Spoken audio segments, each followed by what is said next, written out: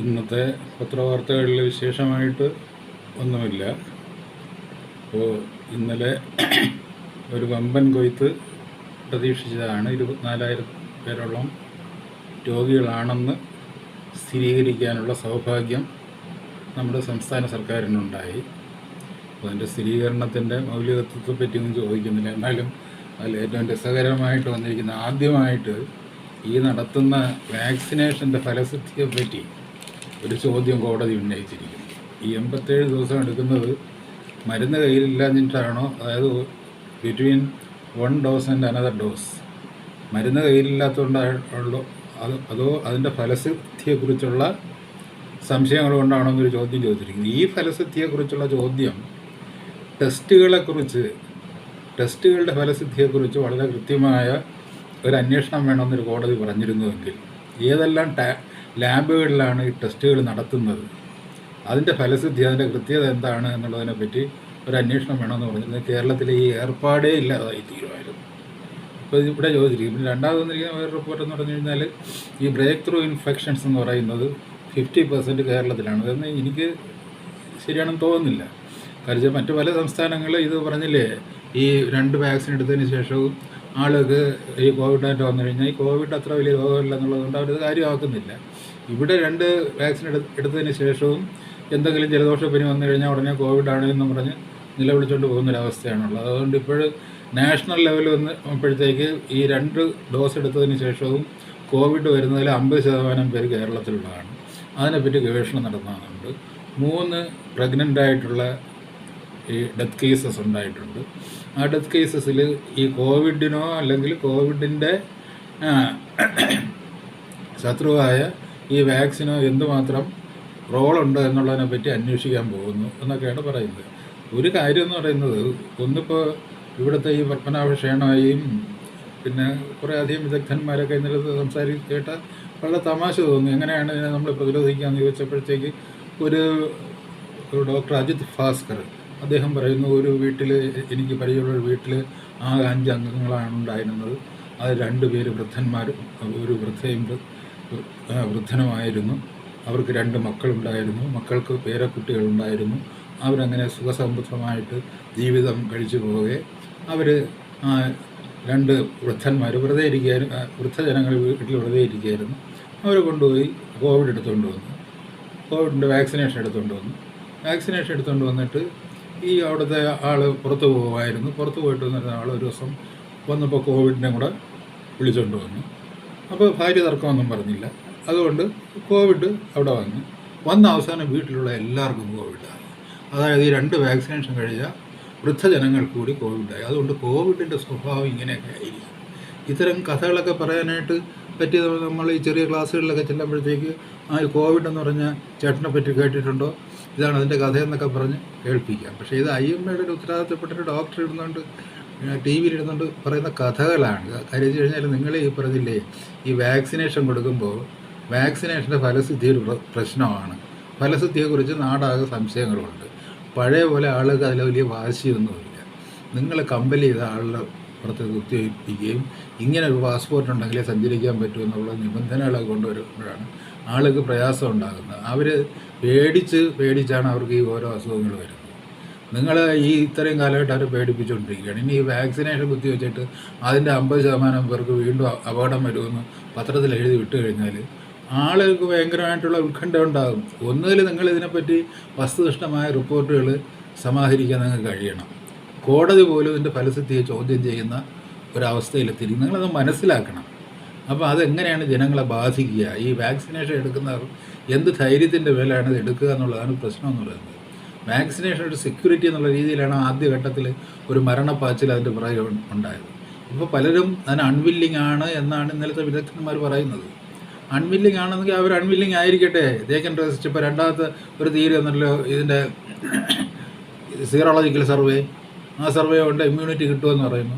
ഉടനെ ഇന്നിപ്പോൾ വേറൊരു ഡോക്ടർ എഴുതിയിരിക്കുന്നു, അങ്ങനെയൊക്കെ നിങ്ങൾക്ക് വിശ്വസിക്കുന്ന അബദ്ധമാണ്. നിങ്ങൾ ഈ 2 ടെസ്റ്റുകൾ എന്നാലും എടുത്ത് നോക്കണം. നിങ്ങൾക്ക് ഒരു പ്രാവശ്യം വന്നിട്ടുണ്ടെങ്കിലും പിന്നെ നിങ്ങൾ വീണ്ടും ടെസ്റ്റുകൾ എടുത്ത് നോക്കണം. ടെസ്റ്റുകൾ എടുത്ത് നോക്കുമ്പോഴത്തേക്ക് ടെസ്റ്റ് എന്ന് പറഞ്ഞാൽ എല്ലാം അബദ്ധമായതുകൊണ്ട് ആകെ നിങ്ങൾ അബദ്ധത്തിൻ്റെ ഒരു വൃത്തത്തിലാണ് തിരിച്ചു വരുന്നത്. നിങ്ങൾക്ക് അസുഖമുണ്ട്, ഏതെങ്കിലും തരത്തിൽ ഈ പറഞ്ഞ ശരീരത്തിൽ എന്തെങ്കിലും അസ്വാസ്ഥ്യമുണ്ട്, അത് ചികിത്സിക്കപ്പെടേണ്ടതാണ് എന്ന് തോന്നുന്നവരെ നിങ്ങൾക്ക് വീട്ടിൽ സുഖമായിട്ടിരിക്കാം. സിംറ്റമാറ്റിക് ആണോ അസിംറ്റമാറ്റിക് ആണോ എന്ന് പറയും നിങ്ങൾ കിടന്ന് കഷ്ടപ്പെടേണ്ട കാര്യമില്ല. ബിക്കോസ് ഇതിൻ്റെ മോർട്ടാലിറ്റി റേറ്റ് എന്ന് പറയുന്നത് ഇറ്റ് ഇസ് സീറോ. ഞാൻ വളരെ കൃത്യമായിട്ട് പറയുകയാണ്.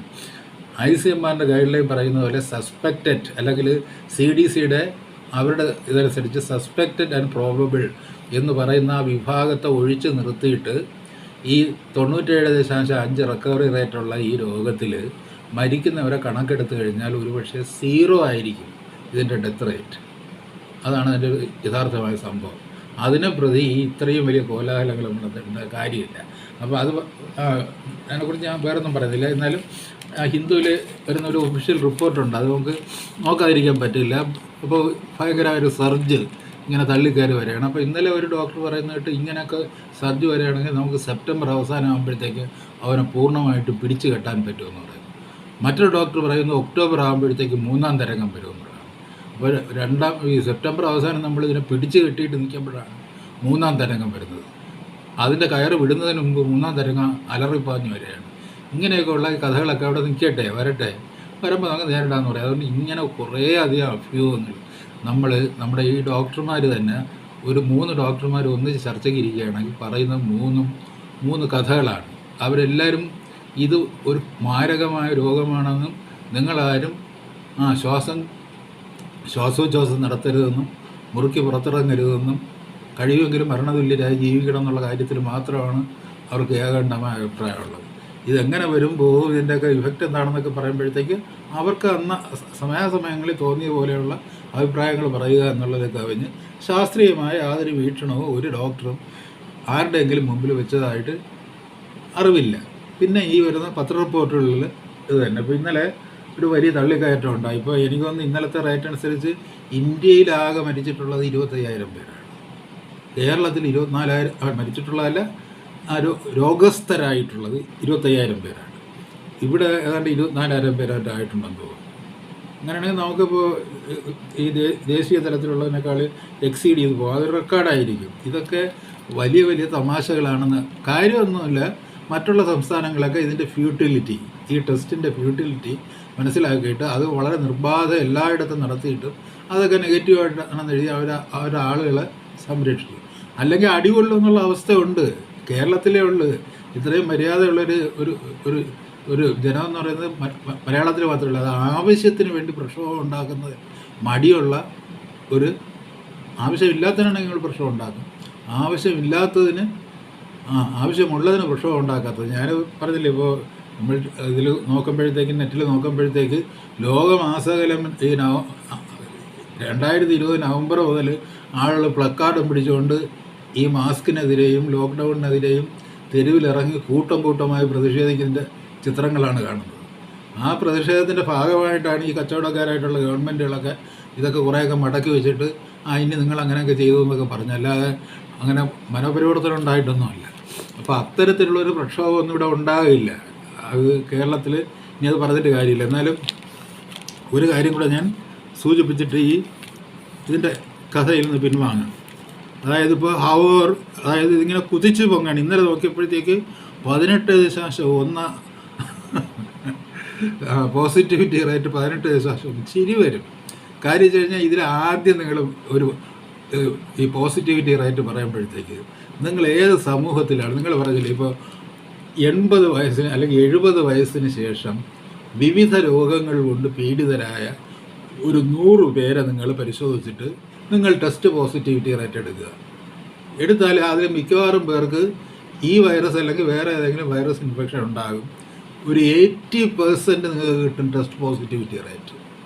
അത് നേരത്തെ വീണ ജോർജ് ഇവിടെ കേരള നിയമസഭയിൽ 40-നും 55-നും ഇടയ്ക്കുള്ള യുവാക്കന്മാരെ ഈ തരത്തിൽ ടെസ്റ്റ് വിധേയരാക്കിയപ്പോഴത്തേക്ക് അവർ എങ്ങനെയാണ് ഈ രോഗവിമുക്തരായി തീർന്നതെന്നും അതിന് 70-നും 80-നും ഇടയ്ക്കുള്ള നോക്കിയപ്പോൾ എങ്ങനെയാണെന്ന് പറയും. അപ്പോൾ 70-നും 80-നും ഇടയ്ക്ക് നോക്കിയ ആൾക്കാർക്ക് കൂടുതലായിട്ട് രോഗമുണ്ട്, അവിടെ ടെസ്റ്റ് പോസിറ്റിവിറ്റി റേറ്റ് കൂടുതലാണ്.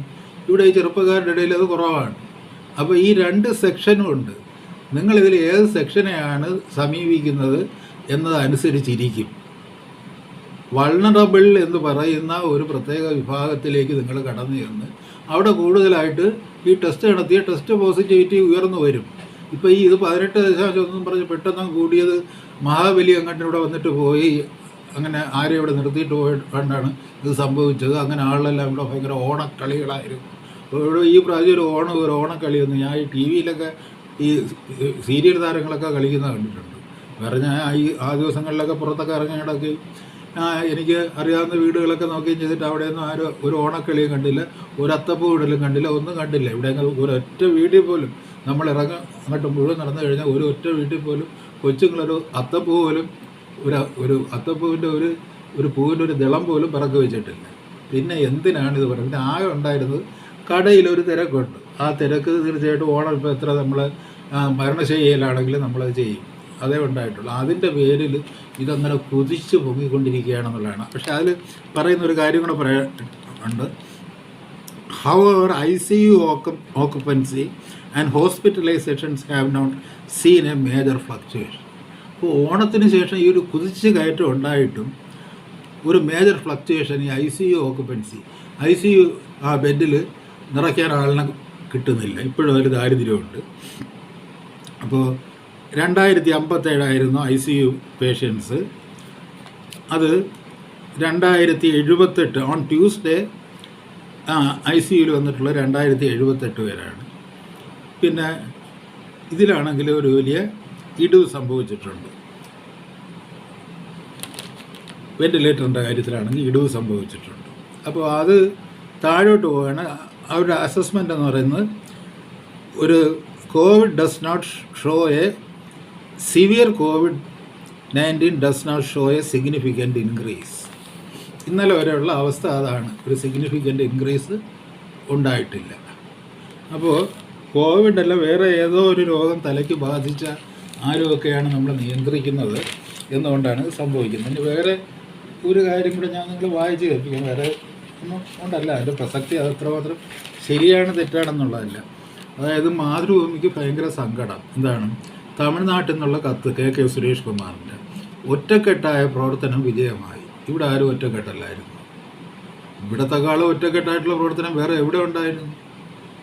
അതുകൊണ്ട് അവിടെ ഇപ്പോൾ എന്ത്, തമിഴ്നാട്ടിൽ ദിവസവും 1600-നും 1700-നും ഇടയിൽ മാത്രമാണ് രോഗം സ്ഥിരീകരിക്കുന്നത്.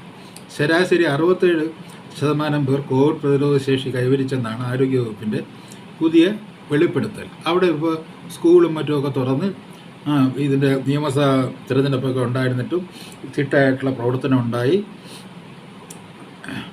മേയിൽ അവിടെ മരണനിരക്ക് 1.37 ആയി കുറഞ്ഞു.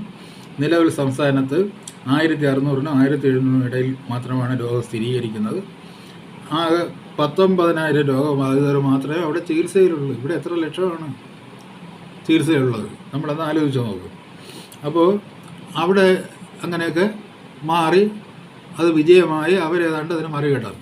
തിരിച്ചുവരവിൻ്റെ പാതയിൽ കർണാടകമാണ് ഏറ്റവും കൂടുതൽ പ്രശ്നം ഉണ്ടാക്കിയത്. മഹാരാഷ്ട്രയാണ് അതിനേക്കാളും വലിയ പ്രശ്നം ഉണ്ടാക്കിയത്.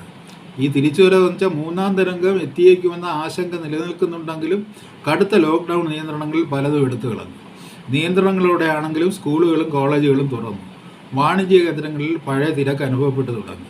ഷോപ്പിംഗ് മാളുകളും സിനിമാ തിയേറ്ററുകളും തുറന്നു.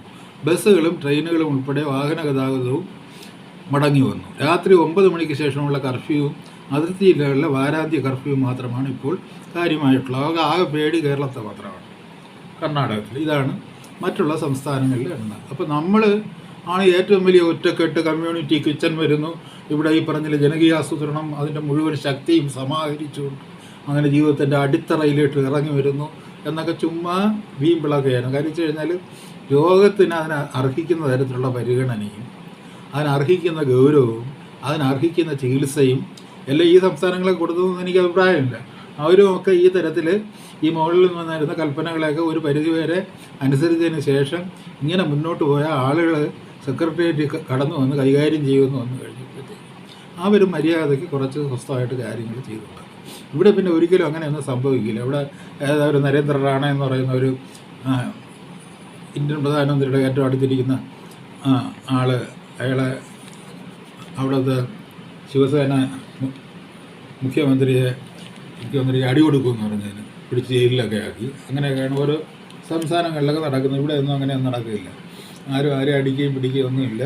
അതുകൊണ്ട് നമുക്ക് നമ്മുടെ നാട്ടിൽ എന്തും ആകാം, നമ്മുടെ രാജാവ് നീണാൾ വാഴട്ടെ എന്ന് പറഞ്ഞ് നമുക്ക് മുദ്രാവാക്യങ്ങൾ ഉയർത്തിക്കൊണ്ടിരിക്കുക. അങ്ങനെയാണ് നമ്മുടെ നാട് പുരോഗമിച്ചുകൊണ്ടിരിക്കുന്നത്. ഞാനതിൻ്റെ കഥ പറഞ്ഞതേ ഉള്ളൂ. പിന്നെ നമ്മൾ ചർച്ച ചെയ്യേണ്ട വളരെ പ്രധാനപ്പെട്ട പ്രശ്നങ്ങൾ, പ്രത്യേകിച്ചും ഈ ഒരു താലിബാൻ ഇഷ്യൂ നമ്മുടെ മുന്നിൽ നിൽക്കുമ്പോൾ നമ്മൾ മനസ്സിലാക്കേണ്ടത്, നമ്മുടെ ഏറ്റവും വലിയ ശത്രു, ഇന്ത്യയിലെ ഏറ്റവും വലിയ ശത്രു കോവിഡ് അല്ല. ഏറ്റവും വലിയ ശത്രു എന്ന് പറയുന്നത് നമ്മുടെ രാജ്യത്ത് വിറ്റ് തുലയ്ക്കുന്ന ഒരു രാഷ്ട്രീയമുണ്ട്. രാജ്യത്തിൻ്റെ ആസ്തി മുഴുവൻ വിറ്റ് തുലയ്ക്കും എന്ന് ദൃഢപ്രതിജ്ഞ എടുത്തിട്ടുള്ള ഒരു രാഷ്ട്രീയ പ്രസ്ഥാനമുണ്ട്. അതൊരു വർഗീയ രാഷ്ട്രീയ പ്രസ്ഥാനമായതുകൊണ്ടാണ്, അതൊരു ഡെമോക്രറ്റിക് അല്ലാത്ത, അതായത് വർഗീയതയുടെ ഇന്ധനം നിറച്ച സിരകളിലൂടെ പ്രവഹിക്കുന്ന ഊർജ്ജശക്തി കൊണ്ട് ചലിക്കുന്ന ഒരു ഗവൺമെൻറ് ആയതുകൊണ്ടാണ് ഇത്രയും യാതൊരു മര്യാദയുമില്ലാതെ ഈ ആസ്തി വിറ്റ് തുലയ്ക്കുന്നതിനെപ്പറ്റി വളരെ ചടുലമായൊരു തീരുമാനം അങ്ങ് പ്രഖ്യാപിക്കാൻ കഴിഞ്ഞത്. നമ്മൾ മനസ്സിലാക്കണം, ഇവിടെയൊക്കെ വരുന്നത് എന്താണ്? ഇവിടെ കോവിഡിൻ്റെ കാര്യം വന്നാലും ജനങ്ങളോടുള്ള ഉത്തരവാദിത്വം മറക്കുന്നു. അത് ഒരു ഇൻ്റർനാഷണലായിട്ട് വരുന്ന ഒരു ക്യാപിറ്റലിസത്തിൻ്റെ രീതിയാണ്. ക്യാപിറ്റലിസം ഇതേപോലെ തന്നെ ഈ വർഗീയ രാഷ്ട്രീയത്തെ പോലെ തന്നെ വളരെ മനുഷ്യത്വവിരുദ്ധമായ ഒരു, പറഞ്ഞില്ല, കഴിയുമെങ്കിൽ ഈ ലോകം മുഴുവനും വംശീയ ഹത്യയുടെ ഇടങ്ങളായി തീരണമെന്ന് ആഗ്രഹിക്കുന്നവരാണ് അവരും. ഈ പറഞ്ഞതുപോലെ മത വംശീയതയുടെ സംഘടനകളെ ആഗ്രഹിക്കുന്നവരാണ് ഈ ട്രാൻസ് കോർപ്പറേറ്റ് ക്യാപിറ്റലിസം എന്ന് പറയുന്ന ഈ പുതിയ പ്രതിഭാസം എന്ന് പറയുന്നത്. മതവംശീയതയുടെ സംഘടനകൾ ലോകമാസകലം പടർന്നുകൊണ്ടിരിക്കുകയാണ്. അതിൻ്റെ ഒരു രൂപം നമ്മൾ അഫ്ഗാനിലും കാണുകയാണ്. അതിൻ്റെ കൂടെ വരുന്നതാണ് നമ്മുടെ സമ്പാദ്യങ്ങളും സ്വത്തും വിറ്റഴിക്കൽ എന്ന് പറയുന്നത്. പൊതു സ്വത്തും സമ്പാദ്യങ്ങളും വിറ്റഴിക്കൽ എന്ന് പറയുന്നത്. അത് നടത്താനുള്ളൊരു ചങ്കൂറ്റം, ഒരു രണ്ടാമത് കൂടി ഭരിക്കാൻ അവസരം കിട്ടി എന്നുള്ളതിൻ്റെ ഒരു അതൊരു അഹങ്കാരമാണോ അവകാശമാണോ എന്തോ, അതിൻ്റെ പേരിൽ ഞാനത് ചെയ്യുമെന്ന് പറയുകയും നമ്മൾ കേട്ടിരിക്കുകയും ചെയ്യുന്നൊരവസ്ഥയിലെത്തിയിട്ടുണ്ട്. അപ്പോൾ അതിൻ്റെ ന്യായാന്യായങ്ങളെപ്പറ്റി ഞാൻ പറയുന്നില്ല. കാര്യം ചോദിച്ചത് ഇവിടുത്തെ ഇടതുപക്ഷം പറയുന്നത് വിറ്റഴിച്ചില്ലെങ്കിലും നമ്മൾ പോയി വലിയ വലിയ മുതലാളിമാരെയൊക്കെ വിളിച്ചുകൊണ്ട് വന്ന് അവർക്കെല്ലാം ഇവിടെ സ്ഥലം കാണിച്ചു കൊടുക്കും. നിങ്ങൾ ഇവിടെ ഈ കൃഷി ചെയ്താൽ മതി, ഈ വ്യവസായം ഇവിടെ നടത്തിയാൽ മതി, നമ്മുടെ സ്ഥലമുണ്ട്, നമ്മൾ തറവാടക പിരിച്ചോളാം. തറവാടക പിരിക്കാമെന്ന് മോഡിജിയും പറയുന്നു, നമ്മുടെ ഇവിടുത്തെ ജിയും പറയുന്നു. രണ്ട് ജിയും തമ്മിൽ വളരെ ഹൃദയപരമായ അടുപ്പമാണ്. അതാണ് അതിൻ്റെ ഒരു അവസ്ഥ എന്ന് പറയുന്നത്. എന്തുകൊണ്ട് ഈ ഗതികേട് സംഭവിക്കുന്നു എന്നുള്ളത് എന്ന് വെച്ച് കഴിഞ്ഞാൽ, ഈ ജനാധിപത്യം അതിൻ്റെ ശവക്കുഴിയിലാണ്. അതിൻ്റെ അവസാനത്തെ രോദനമാണ് നമ്മളിപ്പോൾ കേട്ടുകൊണ്ടിരിക്കുന്നത്. ഇന്ത്യയിൽ നമ്മൾ കേട്ടുകൊണ്ടിരിക്കുന്ന ഒരു വർഗീയ രാഷ്ട്രീയത്തിലൂടെ നീന്തിക്കയറിയ ഒരു കക്ഷിക്ക് രാജ്യാധികാരം കിട്ടുമ്പോൾ ഉണ്ടാകുന്നൊരു അത്യാഹിതത്തിലൂടെയാണ് നമ്മൾ സഞ്ചരിച്ചുകൊണ്ടിരിക്കുന്നത്. അപ്പോൾ വർഗീയ രാഷ്ട്രീയം എന്ന് പറയുന്നത്, മതാധിഷ്ഠിത രാഷ്ട്രീയം എന്ന് പറയുന്നതും മതേതര രാഷ്ട്രീയം എന്ന് പറയുന്നതും മതനിരപേക്ഷമായ രാഷ്ട്രീയം എന്ന് പറയുന്നതും രണ്ടും രണ്ടാണ്.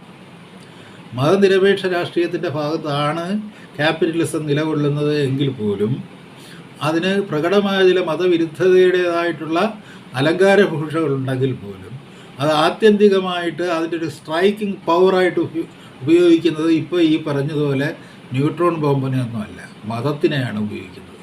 ഈ ലോക സംഹാരം അവർ നിർവഹിക്കുന്നത് ഈ മതവികാരം കുത്തി ഇളക്കിക്കൊണ്ടാണ്. അതിൻ്റെ ഭാഗമായിട്ടാണ് നമുക്ക് നമ്മുടെ ആസ്തികൾ നഷ്ടപ്പെട്ടു പോകുന്നത്. അങ്ങനെ ആസ്തി മുഴുവൻ നഷ്ടപ്പെട്ടു പോയ നിരാധാരമായ കടം കയറി മുടിഞ്ഞ ഒരു രാജ്യമായി നമ്മൾ മാറുമ്പോഴും നമുക്ക് തറവാടക കിട്ടുമല്ലോ എന്ന് പറയുന്ന ഒരു പ്രധാനമന്ത്രി, അത് തന്നെയാണ് കിട്ടുന്ന നമുക്കുള്ള തറയിൽ നമ്മൾ എല്ലാത്തരം മൂലധനങ്ങളെയും കൊണ്ടുവന്ന് സ്ഥാപിക്കും, പ്രതിഷ്ഠാപിക്കും എന്ന് പറയുന്ന ഒരു വ്യവസായ മന്ത്രി കേരളത്തിൽ നമുക്കുണ്ട്. അപ്പോൾ അതൊരു വളരെ നല്ല കാലമാണ് എന്ന് നമ്മൾ ചിന്തിക്കുക. ഇതിനെതിരെ എങ്ങനെ ഒരു പ്രതിരോധം രൂപപ്പെടുത്തണമെന്ന് ആലോചിക്കുമ്പോൾ വർഗീയ രാഷ്ട്രീയത്തിൽ പോലെ തന്നെ ആ വർഗീയ രാഷ്ട്രീയം കൊണ്ട്, വർഗീയ രാഷ്ട്രീയത്തെ പ്രധാന ആയുധമായി ഉപയോഗിച്ചുകൊണ്ട് ലോകരാഷ്ട്രങ്ങളെ തകർക്കുന്ന ട്രാൻസ്നാഷണൽ ക്യാപിറ്റലിസത്തിൻ്റെ ആ ഭീകരശക്തിക്കെതിരെ, ആ ഫാസിസ്റ്റ് ശക്തിക്കെതിരെ എങ്ങനെ പ്രതികരിക്കണമെന്ന് കൂടി നമ്മൾ ആലോചിക്കണം. ഇപ്പോൾ നമ്മൾ ഏറ്റവും കൂടുതൽ ചർച്ച ചെയ്യുന്നത് ഖിലാഫത്ത് സ്വാതന്ത്ര്യ സമരം ആയിരുന്നു എന്നുള്ളതിനെ പറ്റിയാണ്. ആ ചർച്ച അവിടെ നിൽക്കട്ടെ. ഇത് ചർച്ച ചെയ്യാൻ നമ്മളാര്? നമുക്ക് മുഴുവനായിട്ടൊന്ന് തുറന്ന് ചർച്ച ചെയ്യാൻ പറ്റുമോ? വീട്ടിൻ്റെ പുറത്തിറങ്ങി നിന്ന് റോഡിലൊന്ന് ചർച്ച ചെയ്യാൻ പറ്റുമോ? നമുക്ക് നേരെ ഒന്ന് ശ്വസിക്കാൻ പറ്റുമോ? ഈ സ്വാതന്ത്ര്യം എന്ന് പറയുന്നതും ദേശീയ സ്വാതന്ത്ര്യം എന്ന് പറയുന്നതും പൗരസ്വാതന്ത്ര്യം എന്ന് പറയുന്നതിൻ്റെ അടിസ്ഥാനം സ്വാതന്ത്ര്യമാണ്. ഇപ്പോൾ ഈ ഒരു കോവിഡ് ഫിയർ എന്ന് പറയുന്ന, ഒരു കോവിഡ് പാനിക് എന്ന് പറയുന്നതിനെ നിരന്തരമായി പ്രക്ഷേപത്തിലൂടെ ഈ സമൂഹത്തിലെങ്ങും പടർത്തിക്കൊണ്ടിരിക്കുന്നതിൽ അസാധാരണമായ ഐക്യം പ്രകടിപ്പിക്കുന്ന നമ്മുടെ മാധ്യമ സ്ഥാപനങ്ങൾ, നമ്മുടെ ഭരണകൂടം നമ്മുടെ സ്വാതന്ത്ര്യം എടുത്തു മാറ്റിയിരിക്കുകയാണ്. ഇപ്പോൾ റാനെ അറസ്റ്റ് ചെയ്തതെന്നൊക്കെ പറഞ്ഞുകൊണ്ട് ആ സ്വാതന്ത്ര്യം ഉണ്ടെന്നോ ഇല്ലെന്നോ നമുക്ക് പറയാൻ പറ്റില്ല. അപ്പോൾ സ്വാതന്ത്ര്യം എടുത്തു മാറ്റിയിരിക്കുകയാണ്. ഈ പല ഭരണകർത്താക്കളും പറയുന്ന കാര്യങ്ങൾ നമുക്ക് ഉൾക്കൊള്ളാനാവുന്ന കാര്യങ്ങളല്ല. നമ്മൾ പേടിപ്പിച്ചു കഴിഞ്ഞാൽ നിങ്ങൾക്ക് എന്തും നേടാമെന്നുള്ള തരത്തിൽ നമ്മൾ ഭയന്ന് ചുരുണ്ടു പോകുന്ന ഒരു സംസ്ഥാനവും ജനതയുമായിട്ട് മാറിയിരിക്കുകയാണ്. ഇപ്പോഴാണ് നമ്മളിരുന്നുകൊണ്ട് ദേശീയ സ്വാതന്ത്ര്യ സമരത്തെ പറ്റിയുള്ള വ്യാഖ്യാനങ്ങൾ വായിക്കുന്നത്. ഖിലാഫത്ത് ദേശീയ സ്വാതന്ത്ര്യ സമരമായിരുന്നു. ഇതിൽ പ്രധാനമായിട്ടുള്ളത് അതിനെ നമ്മൾ കാര്യങ്ങൾ മനസ്സിലാക്കുന്നതിൽ ആദ്യകാലം മുതൽ നമ്മൾ വരുത്തിയിട്ടുള്ള പിശകുകൾ. ഇപ്പോൾ കമ്മ്യൂണിസ്റ്റുകാർ ഒരു ഘട്ടത്തിലെത്തുമ്പോഴത്തേക്ക് അത് ജന്മിയും ഇത് കുടിയാനും തമ്മിലുള്ള ഒരു സമരമാണ്, അങ്ങനെ ഒരു അവസ്ഥ അതിനുണ്ടായിരുന്നു എന്ന് പറയുന്നുണ്ട് മലബാർ കലാപത്തെ പറ്റി. പക്ഷേ മലബാർ കലാപം ഒന്ന് ചരിത്രത്തിലില്ല എന്ന് വേണം പറയാൻ. ഈ മലബാർ കലാപം എന്ന് പറയുന്നത് ഖിലാഫത്ത് എന്ന് പറയുന്ന ഒരു സാർവദേശീയ മൂവ്മെൻറ്റിൻ്റെ ഒരു ഭാഗമാണ്. അത് നമുക്ക് വിസ്മരിക്കാൻ ഒക്കില്ല. അപ്പോൾ ആ കലാപത്തിൻ്റെ അന്ത്യത്തിൽ എന്ത് സംഭവിച്ചു എന്നുള്ളത്, ആ കലാപം നയിക്കുന്നവർ പലരും ഒളിവിൽ പോയി എന്നുള്ളതുണ്ട്. ആ കലാപത്തിൻ്റെ മുഖ്യ നേതാവ് ഇപ്പോൾ പറഞ്ഞില്ലേ, ഇപ്പോൾ ഈ പറഞ്ഞതുപോലെ ഈ ഷൗക്കത്ത് അലി അയാളുടെ സഹോദരൻ മുഹമ്മദ് അലി ജോഹറും ആയിരുന്നെങ്കിലും അതിൻ്റെയൊക്കെ മുന്നിൽ നിന്ന ഒരു നേതൃത്വം, ഒരു ആത്മീയ നേതൃത്വം, എല്ലാ മതങ്ങളെയും ഒരേപോലെ പുണരുന്ന മഹാത്മാഗാന്ധി ആയിരുന്നു. ഇവിടെയാണ് യഥാർത്ഥത്തിൽ ഒരു റിവോൾട്ട് ആദ്യം ഉണ്ടായത്, കേരളത്തിലാണ്.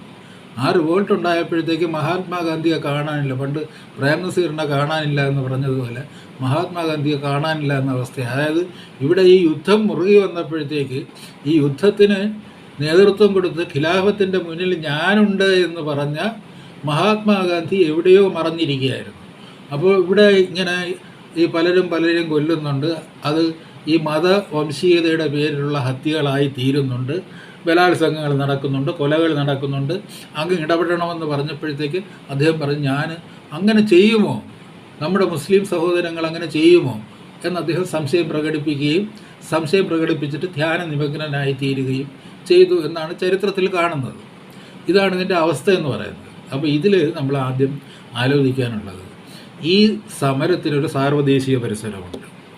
ബ്രിട്ടീഷ് ഇമ്പീരിയലിസവുമായിട്ട്, ബ്രിട്ടീഷ് കൊളോണിയലിസവുമായിട്ട് ബന്ധപ്പെട്ട് കിടക്കുന്ന ഒരു സാർവദേശീയ പരിസരമുണ്ട്. ഗാന്ധിജി എല്ലാ കാലത്തും ബ്രിട്ടീഷ് കൊളോണിയലിസത്തിൻ്റെ ആരാധകനാണ്. ഞാൻ ഇന്നലെ പറഞ്ഞതിൽ ചെറിയൊരു പിശകുണ്ട്. ആ ബോവർ യുദ്ധം എന്ന് പറയുന്നത് ആ ട്രാൻസ്വാൾ സ്റ്റേറ്റിലെ ഈ ഡച്ച് ഒറിജിനലിൽപ്പെട്ടവരും ബ്രിട്ടീഷുകാരും തമ്മിലുള്ള സംഘടനമാണ്. അവർ മേധാവിത്വത്തിന് വേണ്ടി നടത്തിയ സംഘടനമാണ്. ആ യുദ്ധത്തിൽ ഈ ഡച്ച് വംശജർക്കെതിരെ ബ്രിട്ടീഷുകാർ ഒത്തുനിന്ന് യുദ്ധം ചെയ്യുക എന്ന് വെച്ച് കഴിഞ്ഞാൽ നമ്മളെ ഭരിക്കുന്ന നമ്മുടെ അന്നദാതാവ് ബ്രിട്ടനാണ് എന്ന് പറഞ്ഞ ആളാണ് മഹാത്മാഗാന്ധി. അദ്ദേഹത്തിൻ്റെ അക്കാലത്തെ സ്വാതന്ത്ര്യബോധത്തെപ്പറ്റി, രാഷ്ട്രീയ സ്വാതന്ത്ര്യബോധത്തെപ്പറ്റി നമ്മളൊരു വിമർശനം ഉന്നയിച്ചിട്ട് കാര്യമില്ല. അന്ന് സാധാരണക്കാരനായ ഒരു ഇന്ത്യക്കാരൻ അങ്ങനെയാണ് ചിന്തിക്കുന്നത്. ഇല്ലെങ്കിൽ അദ്ദേഹം ഇവിടെ നിന്ന് പറഞ്ഞില്ലേ, ഇവിടുത്തെ എല്ലാ രാഷ്ട്രീയ നേതാക്കന്മാരും ബ്രിട്ടനിൽ പോയി വിദ്യാഭ്യാസമൊക്കെ നടത്തി ഇംഗ്ലീഷൊക്കെ പഠിച്ചു വന്നവരാണ്. അവർക്ക് പെട്ടെന്നൊരു ബ്രിട്ടീഷ് ഒരു വിരോധം ഉണ്ടായിട്ട് കാര്യമില്ല, ഇൻക്ലൂഡിങ് ജവഹർലാൽ നെഹ്റു വി കെ കൃഷ്ണമേനോൻ ഇവരെല്ലാം പോയി വന്നു. വി കൃഷ്ണൻ്റെ കാലം ആയപ്പോഴത്തേക്ക് അവിടുത്തെ ലാസ്കയും മറ്റുമൊക്കെ പറഞ്ഞ് നീയൊക്കെ പോയി സമരം ചെയ്യണമെന്ന് പറഞ്ഞു. അങ്ങനെ ഒരു അവസ്ഥ ഉണ്ടായിട്ടുണ്ട്. അപ്പോൾ അവിടെ പോയിട്ട് ആ ഒരു ബ്രിട്ടീഷ് ഹെജിമണി എന്ന് പറയുന്നത് അദ്ദേഹത്തിൻ്റെ രക്തത്തിൽ എഴുതപ്പെട്ടിരിക്കുന്ന ഒരു കാര്യമാണ്. പക്ഷേ അതിനേക്കാളും തീവ്രമായ മറ്റൊരു ഹെജിമണിക് ഡിക്റ്റേറ്റ് മഹാത്മാഗാന്ധിയുടെ രക്തത്തിലുണ്ടായിരുന്നു. അതൊരു ജാതി ഹിന്ദുവിൻ്റെ ഡിക്റ്റേറ്റായിരുന്നു. ഇത് തമ്മിലുള്ളൊരു വൈരുദ്ധ്യമാണ് ഗാന്ധിജിയുടെ രാഷ്ട്രീയത്തെ രൂപപ്പെടുത്തുന്നത്. അത് വളരെ സ്പോണ്ടേനിയസ് ആയിട്ട് നൈസർഗികമായിട്ട് വരുന്ന ഒരു രാഷ്ട്രീയമാണ്. എന്തു വന്നാലും ഇപ്പോൾ ബ്രിട്ടീഷ് കൊളോണിയലിസത്തെ താണു വീണ് കൂപ്പിയാലും വണങ്ങിയാലും എനിക്ക് എൻ്റെ മൗലികമായിട്ടുള്ള ആ സവർണ ഹിന്ദുവിൻ്റേതായിട്ടുള്ള ഉജ്ജ്വലമായ ആ ആധിപത്യ വികാരത്തെ മാറ്റിവെക്കാൻ കഴിയുകയില്ല എന്നുള്ളൊരു ബോധം കൂടി ഗാന്ധിജിക്കുണ്ടായിരുന്നു. ഇതിൻ്റെ രണ്ടിൻ്റെയും കൂടെ ഒരു കോൺഫ്ലിക്റ്റ് നമ്മുടെ ചരിത്രത്തിൽ പ്രതിഫലിക്കുന്നത് ഖിലാഫത്തിലാണ്. നമ്മൾ നോൺ കോപ്പറേഷൻ മൂവ്മെൻറ്റിനെ കുറിച്ച് പറയുന്നതിന് മുമ്പും ഈ ഖിലാഫത്തിനെ കുറിച്ച് പറയുന്നതിന് മുമ്പും നമ്മൾ ആ ക്രൂസൈഡ്സിൻ്റെ കാലം മുതൽ തുടങ്ങണം. അത് ആദ്യകാല മഹായുദ്ധങ്ങൾ എന്ന് പറയുന്നതിൻ്റെ അടിത്തറ മതമായിരുന്നു. അവിടെ ദെർ വാസ് നോ ഐഡിയോളജി. ഇപ്പോൾ സാമുവൽ ഹണ്ടിങ്ടൺ പറയുന്നുണ്ട് അത് സംസ്കാരങ്ങൾ തമ്മിലുള്ള സംഘട്ടനമാണ്. അതെ, ക്രൂസൈഡ്സിൻ്റെ കാലത്ത് എന്താണ് നമ്മൾ ഈ ചരിത്രത്തിലെ ഇരുണ്ട യുഗങ്ങൾ എന്ന് വിശേഷിപ്പിച്ചിട്ടുള്ള ആ യുഗങ്ങളിൽ നടക്കുന്ന യുദ്ധങ്ങളെന്ന് പറയുന്നത്, അതായത് ചരിത്രത്തിൻ്റെ ഇരുണ്ട കാലം, ഒരു 12-13 നൂറ്റാണ്ട് വരെ നീണ്ടു നിന്ന ആ ഇരുണ്ട കാലം, ബ്രൂണോയും ഗലീലിയോയുമൊക്കെ പീഡിപ്പിക്കപ്പെടുകയും കൊല ചെയ്യപ്പെടുകയും ചെയ്യപ്പെട്ട ആ കാലം, ബിസാന്റൈൻ എംപയറിൻ്റെ കാലം, അതൊരു തൊട്ടു മുമ്പുള്ള കാലം. അന്ന് ലോകമഹായുദ്ധം നടക്കുന്നുണ്ട്. ആ ലോകമഹായുദ്ധത്തിന് നമ്മൾ ഒരു ഭാഗത്ത് കുരിശുദ്ധമെന്നും മറുഭാഗത്ത് വിശുദ്ധ യുദ്ധമെന്ന് തന്നെയാണ് പറഞ്ഞത്. രണ്ട് മതങ്ങളുടെയും പ്യൂരിറ്റി സംരക്ഷിക്കുവാൻ വേണ്ടിയുള്ള, ഓണർ സംരക്ഷിക്കുവാൻ വേണ്ടിയുള്ള ഒരു മഹായുദ്ധം അക്കാലത്ത് നടക്കുന്നുണ്ടായിരുന്നു ആ ഇരുണ്ട യുഗങ്ങളിൽ. അതിൻ്റെ പിന്തുടർച്ച എങ്ങനെയാണ് ഖിലാഫത്തിൽ പ്രതിഫലിക്കുന്നത് എന്നുള്ളതാണ് പ്രസക്തമായിട്ട് വരുന്നത്. അവിടെ വരുമ്പോൾ, ഖിലാഫത്തിൻ്റെ ആ കാലം വരുമ്പോൾ ബ്രിട്ടീഷ് കൊളോണിയലിസം പെട്ടെന്ന് ക്രിസ്ത്യനായിട്ട് മാറുകയാണ്. ആ നിമിഷം വരെ, ആ മൊമെൻ്റ് വരെയും അവർ ക്രിസ്ത്യനല്ല. അവർ പുതിയ ക്യാപിറ്റലിസത്തിൻ്റെയും കച്ചവടത്തിൻ്റെയും ആയുധശക്തിയുടെയും വക്താക്കളായിട്ട് വളർന്നുകൊണ്ടിരിക്കുമ്പോഴാണ് പെട്ടെന്ന് അവർ ഓട്ടോമൻ ടർക്കിനെ അറ്റാക്ക് ചെയ്യുമ്പോഴത്തേക്ക് അവരുടെ അവബോധത്തിലെ ആ പഴയ മതാത്മക രാഷ്ട്രീയം ഉയർന്നു വരികയും ആ ഒരു വൈരം അവർ അവിടെ രൂപപ്പെടുത്തുകയും ചെയ്തു. എന്നാൽ തന്നെയും ആ ഓട്ടോമൻ ടർക്ക് എംപയറിൻ്റെ ആ വീഴ്ച എന്ന് പറയുന്നത് ഒന്നാം ലോക മഹായുദ്ധത്തിൻ്റെ ഭാഗമായിരുന്നു. കാര്യം വെച്ച് കഴിഞ്ഞാൽ ഇവർ ജർമ്മനിയുടെ കൂട്ടാളികളായിരുന്നു. തുർക്കിയും ജർമ്മനിയും കൂടി എങ്ങനെയാണ് സന്ധി ഉണ്ടാക്കുന്നത്? തുർക്കിയിലുള്ളവരൊക്കെ അല്ല, ജർമ്മനിയിലുള്ളവരൊക്കെ ഇസ്ലാമായിരുന്നു? അല്ലല്ലോ. ജർമ്മനിയിലുള്ളത് കുറേ കൂടെ ഒരു ഫാസിസ്റ്റ് ചുവയുള്ള ഒരു ഭരണകൂടമായിരുന്നു. അവിടെ ഈ പറഞ്ഞതുപോലെ ക്രിസ്ത്യാനിറ്റിക്ക് അതിൻ്റേതായിട്ടുള്ള മേൽക്കൈ ഉണ്ടായിരുന്നു. അവരുമായിട്ട് സഖ്യത്തിൽ ഏർപ്പെട്ടിരുന്ന തുർക്കി ഒന്നാം ലോക മഹായുദ്ധത്തിൽ ബ്രിട്ടനോട് ഏറ്റുമുട്ടി പരാജയപ്പെട്ടു. അത് ഒരു സംഭവം. പക്ഷേ ഇതിന് പശ്ചാത്തലമായിട്ടുള്ളത്, അവിടെ വന്നു കഴിഞ്ഞപ്പോൾ തുർക്കി അതെങ്ങനെയാണ് മനസ്സിലാക്കിയത്? ജർമ്മനി സഖ്യകക്ഷിയാണെങ്കിൽ പോലും ശത്രുകക്ഷിയായ ബ്രിട്ടൻ ക്രിസ്ത്യാനിയാണ്. ജർമ്മനി ക്രിസ്ത്യാനിയാണ്, സഖ്യകക്ഷിയാണ്. പക്ഷേ ബ്രിട്ടൻ ക്രിസ്ത്യാനിയാണ്. അതുകൊണ്ട് ആ പഴയ കുരിശ് യുദ്ധത്തിൻ്റെ ഓർമ്മകളെ പുനരുജ്ജീവിപ്പിച്ചുകൊണ്ട് എങ്ങനെയാണ് ഇസ്താംബൂളിൽ നിന്ന് ബിസാന്റൈൻ എംപയർ എന്ന് പറയുന്നതിനെ തകർത്തുകൊണ്ട് ആ ടർക്കികൾ കയറി വന്നത് എന്നുള്ളതിൻ്റെ ഓർമ്മ പെട്ടെന്ന് ഒരു ക്രിസ്ത്യൻ അൺകോൺഷ്യസിലും പൊളിറ്റിക്കൽ അൺകോൺഷ്യസിലും ഉണ്ടായിരുന്നു, ടർക്കികൾക്കും ഉണ്ടായിരുന്നു. അതുകൊണ്ട് ടർക്കികൾ ബ്രിട്ടീഷുകാരെ ക്രിസ്ത്യാനികളായിട്ടാണ് കണ്ടത്.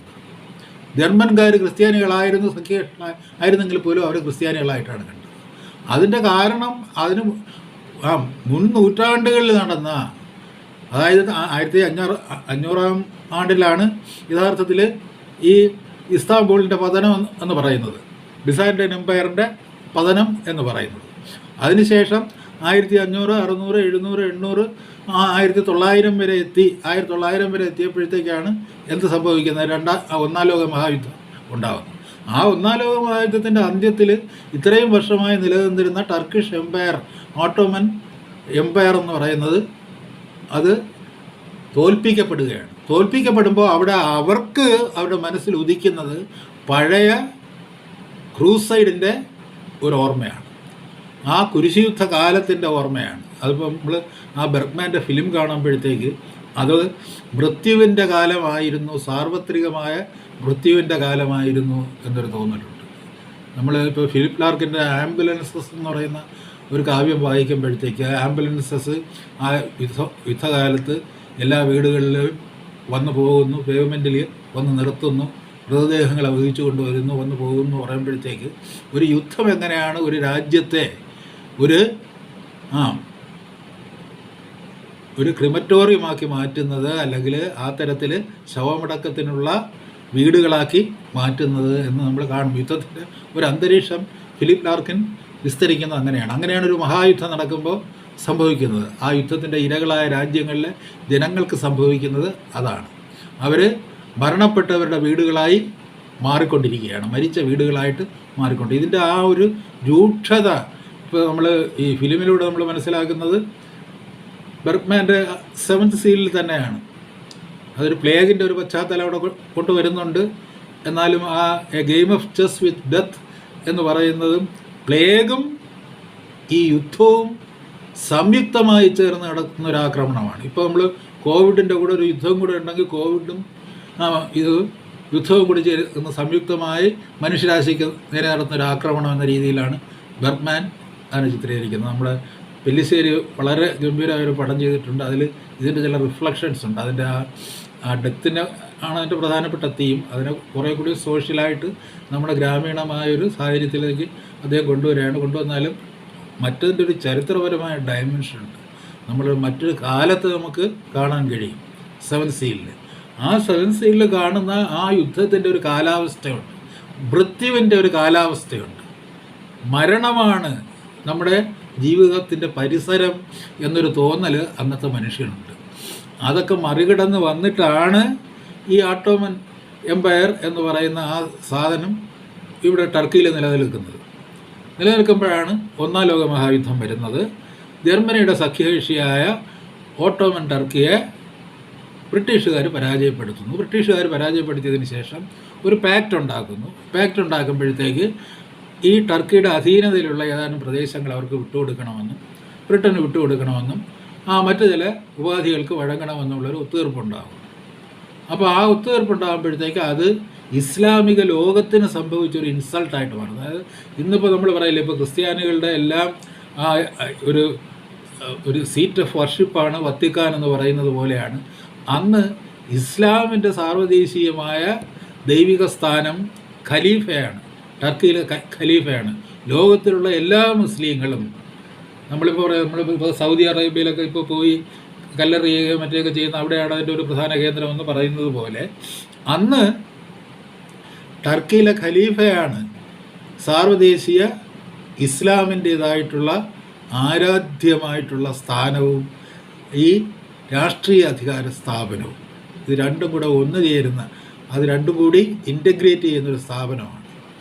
അപ്പോൾ അവിടെ വീണുപോയി, അവിടെ ഒരു പ്രഹരം കിട്ടിയതിന് ശേഷം ഒരു ഒത്തുതീർപ്പ് വ്യവസ്ഥ ഉണ്ടായി, അത് നടപ്പിലാക്കണമെന്ന് പറഞ്ഞു. അപ്പോൾ അതിനിടയിൽ തന്നെ ടർക്കിയിൽ ഒരു വലിയ വിഭാഗം ആൾക്കാർ അവിടുത്തെ ഈ ദൈവാധികാര വ്യവസ്ഥയ്ക്കെതിരെ, വിശുദ്ധ ദൈവാധികാര വ്യവസ്ഥയ്ക്കെതിരെ ജനങ്ങളുടെ അധികാരം എന്നുള്ള ആശയവുമായിട്ട് മുന്നോട്ട് വന്നത്. അവരെ ബ്രിട്ടീഷ് എന്ന് പറഞ്ഞ് മുദ്ര കുത്തി അവഹേളിക്കാനാണ് ഈ ഇസ്ലാമിക് ഫണ്ടമെൻ്റലിസം ശ്രമിച്ചത്. പക്ഷേ 1924 ആകുമ്പോഴേക്ക് ടർക്കിയിൽ നിന്ന് ഖലീഫ പുറത്താക്കപ്പെടുകയാണ്. എന്നിട്ട് അവിടെ ഈ പറഞ്ഞതുപോലെ ഒരു ജനകീയ പാർലമെൻറ്റ് വരികയും മുസ്തഫ കമാൽ പാഷ അതിൻ്റെ നേതാവായി തീരുകയും ചെയ്യും. അപ്പോൾ ഈ 1919 മുതൽ 24 വരെയുള്ള ഈ കാലഘട്ടം നമ്മൾ പഠിക്കണം. ബോവർ യുദ്ധത്തിലും ഒന്നാം ലോക മഹായുദ്ധകാലത്തിലും നമ്മൾ ഗാന്ധിജിയുടെ നിലപാട് വ്യക്തമായിട്ടും കണ്ടതാണ്. ആ നിലപാടിൽ നിന്ന് ഗാന്ധിജി വ്യതിചലിക്കുന്നതിന് പ്രധാനപ്പെട്ട കാരണം ഒരുപക്ഷെ ഇന്ത്യ കണ്ട ഏറ്റവും പക്വമതിയായ ഒരു രാഷ്ട്രീയ നേതാവ്, ഒരുപക്ഷെ ഇന്ത്യൻ സെക്കുലറിസത്തിൻ്റെ ആ ഒരു ക്രീഡ് എന്താണ്, ഇന്ത്യയിൽ സെക്കുലറിസം വരുമ്പോൾ അതിൻ്റെ രൂപം എന്തായിരിക്കണമെന്ന് വിഭാവന ചെയ്ത ഒരു നേതാവ്, അദ്ദേഹത്തിൻ്റെ ഉറ്റ സുഹൃത്തായ കവി ഇക്ബാൽ, ജിന്നയും ഇക്ബാലും ഗോഖലെയും, ഇവർ 3 പേരും കൂടി ഇന്ത്യൻ ചരിത്രത്തിനൊരു വലിയ സംഭാവന നൽകിയിട്ടുണ്ട്. ആ സംഭാവന അന്ന് വരെ പരസ്പരം വിട്ടുമാറി നിന്ന ഇന്ത്യൻ യൂണിയൻ മുസ്ലിം ലീഗിനെയും ഇന്ത്യൻ നാഷണൽ കോൺഗ്രസിനെയും ഒരുമിപ്പിച്ച് ഒരു ഉടമ്പടിയിൽ കൊണ്ടുവന്ന് അവർക്ക് ഒരു പൊതുവായ ലക്ഷ്യം സ്ഥാപിച്ചെടുക്കുക എന്നുള്ള അതൊന്നും അവരുടെ സ്വരാജ്യം തന്നെയായിരുന്നു. അതുപോലെ തിലകൻ്റെ കാലത്തെ പറയുന്നതാണ്. പക്ഷേ തിലകൻ്റെത് കുറച്ചൊരു ഹിന്ദുയിസത്തിൻ്റേതായിട്ടുള്ള ഒരു രുചിയുള്ള ഒരു രാഷ്ട്രീയമായിരുന്നു. പക്ഷേ ഗോഖലെയിലേക്ക് വരുമ്പോൾ ഗോഖലെ കുറേ കൂടി ഈ ഇസ്ലാം എന്ന് പറയുന്നത് കൂടി ഇന്ത്യയുടെ ഭാഗമാണ്, ഇന്ത്യയുടെ രക്തമാണ് എന്ന് മനസ്സിലാക്കിക്കൊണ്ട് നമ്മൾ ഒന്നാണ് എന്ന് പറയുന്ന ഒരു സെക്യുലർ എന്ന് പറയുന്ന മതത്തെ മാറ്റിവെച്ചുകൊണ്ട് ദേശീയ സ്വാതന്ത്ര്യത്തിന് വേണ്ടി അല്ലെങ്കിൽ ഒരു ദേശത്തിന് വേണ്ടി നമ്മൾ രണ്ടുപേരും ഉൾക്കൊള്ളുന്ന അല്ലെങ്കിൽ പല മതങ്ങൾ ഉൾക്കൊള്ളുന്ന ഒരു രാഷ്ട്രത്തിന് വേണ്ടി ഒന്നായി പൊരുതുക എന്ന് പറയുന്ന ഒരു സന്ദേശം ഇന്ത്യൻ രാഷ്ട്രീയത്തിൽ ആദ്യമായിട്ട് മുന്നോട്ട് വെച്ചത് നമ്മളാരും ധരിക്കുന്നത് പോലെ മഹാത്മാഗാന്ധി ആയിരുന്നില്ല. അത് മുന്നോട്ട് വെച്ചത് ഗോഖലെയും ജിന്നയും തമ്മിലുള്ള ഒരു ചർച്ചയിലൂടെ രൂപപ്പെട്ടു വന്ന ആ ആശയത്തെ മുന്നോട്ട് കൊണ്ടുവന്നതും അതിൻ്റെ പ്രവൃത്തി പഥത്തിലെത്തിച്ചതും മുഹമ്മദ് അലി ജിന്ന എന്ന് പറയുന്ന ഇന്ത്യ കണ്ട ഏറ്റവും പ്രഗത്ഭനായ രാഷ്ട്രതന്ത്രജ്ഞനും രാഷ്ട്രീയ നേതാവുമായിരുന്നു. അദ്ദേഹത്തിന് ഇന്ത്യ നഷ്ടപ്പെട്ടു പോയി എന്ന് പറയുന്നത് തീർച്ചയായും ഒരു നഷ്ടം തന്നെയാണ്, ഒരു അത്യാഹിതം തന്നെയാണ്. നമ്മളത് അംഗീകരിച്ചേ പറ്റൂ. He was no pro British. അന്ന് വരെ ഗാന്ധിജി ഒരിക്കലും ഈ സമരത്തെ പറ്റിയൊക്കെ സംസാരിക്കുക ഇന്റർനാഷണൽ കോൺഗ്രസ്സിൽ നമുക്ക് സ്വാതന്ത്ര്യം വേണം. കഥ ഞാൻ ഇന്നലെ പറഞ്ഞതാണ്. 1930 ഉപ്പ് സത്യാഗ്രഹത്തിൻ്റെ തൊട്ട് തലേ വർഷം വരെ നമുക്ക് ഡൊമിനിയൻ സ്റ്റാറ്റസ് മതി, പൂർണ്ണ സ്വരാജ്യം വേണ്ട എന്ന നിലപാട് സ്വീകരിച്ചിരുന്ന ഗാന്ധിജിയെ സംബന്ധിച്ചിടത്തോളം അദ്ദേഹം എത്രത്തോളം ബ്രിട്ടീഷ് വിരുദ്ധനാകുന്നു എന്നുള്ളത് അത് ഒരു ഓപ്പർച്യൂണിസ്റ്റിക് ആയിട്ടുള്ള നിലപാടാണ് ഗാന്ധിജിയുടെ. അദ്ദേഹത്തിൻ്റെ ബ്രിട്ടീഷ് വിരുദ്ധത എന്ന് പറയുന്നത് അവസരവാദപരമാണ്. 29 പോലും നമുക്ക് കംപ്ലീറ്റ് ഇൻഡിപെൻഡൻസ് വേണ്ട എന്ന് പറഞ്ഞ മഹാത്മാഗാന്ധിയുടെ നിലപാടിനെ പരാജയപ്പെടുത്തിക്കൊണ്ടാണ് കംപ്ലീറ്റ് ഇൻഡിപെൻഡൻസ് പൂർണ്ണ സ്വരാജ്യ പ്രമേയം AICC പാസ്സാക്കിയത്. അവിടെയാണ് ആദ്യമായി ഇന്ത്യൻ നാഷണൽ കോൺഗ്രസ് ഗാന്ധിജിയെ മറികടന്നു പോയത്. പിന്നെ ബോസ് വരുന്നുണ്ട്. അപ്പോൾ ബോസിനെ എങ്ങനെ വീഴ്ത്താമെന്നുള്ള അതിലേക്ക് ഞാൻ പോകുന്നില്ല. ഗാന്ധിജിയുടെ കാര്യങ്ങൾ അതൊരു വ്യക്തി എന്നുള്ള നിലയിലല്ല. ഗാന്ധിജി റെപ്രസെൻ്റ് ചെയ്യുന്നത് ഇന്ത്യൻ പാരമ്പര്യത്തിലെ ഒരു ഭരണവ്യവസ്ഥയുടെ ഒരു ഹെജിമണിക് ഒരു സ്ട്രക്ചറുണ്ട്. അതായത് ബ്രിട്ടീഷുകാരും ഈ പറഞ്ഞില്ല മുഗളന്മാരുമൊക്കെ ഇവിടെ വരുന്നതിന് മുമ്പ്, പാശ്ചാത്യരും മുഗളന്മാരുമൊക്കെ ഇവിടെ വരുന്നതിന് മുമ്പ് ഇന്ത്യയിൽ നിലവിലിരുന്ന ഒരു ഹെജിമണിക് സ്ട്രക്ചറുണ്ട്. ആ സ്ട്രക്ചർ അതേപടി ഉള്ളിലേക്ക് ആവാഹിച്ചെടുത്ത ഒരു വ്യക്തിത്വമായിരുന്നു അദ്ദേഹം. അതുകൊണ്ടാണ് അദ്ദേഹം ഒരു സെക്യുലർ സ്റ്റേറ്റിൽ നിന്നുകൊണ്ട് ഒരിക്കലും രാമരാജ്യം വേണമെന്ന് പറയുകയും വൈഷ്ണവ ജനത എന്ന് പറയുന്ന ഒരു കീർത്തനം പാടുകയും ഒരു സന്യാസിയുടെ വേഷം ധരിച്ച് ദിവസവും പ്രാർത്ഥനാഗീതത്തിനൊന്നും പോവുകയും ചെയ്യുകയൊന്നുമില്ല. അത് ഒരിക്കലും ഒരു ഇന്ത്യൻ സെക്യുലറിസത്തിൻ്റെ മാർഗമല്ല. ഗാന്ധിയുടെ മാർഗം ഇന്ത്യൻ സെക്യുലറിസത്തിൻ്റെ മാർഗമല്ലായിരുന്നു. അദ്ദേഹം മതത്തെ രാഷ്ട്രീയത്തിൽ എത്രത്തോളം ഇൻഡക്റ്റ് ചെയ്യാമോ എന്നുള്ളത് പരീക്ഷിക്കുകയായിരുന്നു. മതപരമായ അനുഷ്ഠാനങ്ങളെ ഇന്ത്യൻ രാഷ്ട്രീയത്തിൽ ഇൻഡക്റ്റ് ചെയ്യാൻ താല്പര്യപ്പെട്ടിരുന്ന ഗാന്ധിജിയെ സംബന്ധിച്ചിടത്തോളം മറ്റൊരു മതവിഭാഗം കൂടി ബ്രിട്ടീഷുകാർക്ക് എതിരെ ഇളകി വരുന്നത് കാണുമ്പോൾ അങ്ങനെയാണെങ്കിൽ ആൻറ്റി ബ്രിട്ടീഷ് ആയിക്കളയാൻ കുറേ സമയം എന്ന് അദ്ദേഹം കരുതി. അദ്ദേഹത്തിൻ്റെ താൽക്കാലികമായൊരു നിലപാട് മാത്രമായിരുന്നു. അവിടെ അദ്ദേഹം ചെയ്തത് എന്താണെന്ന് വെച്ച് കഴിഞ്ഞാൽ, ഇപ്പോൾ ഇന്ത്യൻ നാഷണൽ കോൺഗ്രസ്സിലും വളരെ കൃത്യമായിട്ട് പറയുകയാണെങ്കിൽ ജസ്റ്റ് ബ്ലാസ്റ്റ് ജിന്നയെ ഒന്നുമല്ലാതാക്കി തീർക്കുക എന്ന് പറയുന്ന ഒരു രാഷ്ട്രീയ ലക്ഷ്യത്തിന് വേണ്ടി, അതായത് ഈ ഹോം റൂൾ ലീഗ് ഉണ്ടാക്കി മുസ്ലിം ലീഗും കോൺഗ്രസുമായിട്ട് ഉടമ്പടി ഉണ്ടാക്കി കോൺഗ്രസിലും ലീഗിലും ഒരേപോലെ സ്വീകാര്യനായി തീർന്ന മുഹമ്മദ് അലി ജിന്ന എന്ന് പറയുന്ന ഒരു മുസൽമാൻ നേതൃത്വത്തിലേക്ക് കടന്നു വരുമ്പോൾ എങ്ങനെ അദ്ദേഹത്തെ ബ്ലാസ്റ്റ് ചെയ്യാമെന്നുള്ളൊരു ചിന്ത മാത്രമേ ഗാന്ധി അലട്ടിയിരുന്നുള്ളൂ. അദ്ദേഹം നോക്കിയപ്പോൾ എന്താണ്, സാർവദേശീയമായ ഇസ്ലാമിക വികാരത്തിൻ്റെ അലകൾ ടർക്കിയിലെ ഖലീഫയുടെ പതനത്തോടെ ടർക്കിയിലെ ദൈവസ്ഥാനമാണ് വീണത്. പതനത്തോടെ അത് ഇന്ത്യയിലേക്ക് പടർന്നു വരികയാണ്.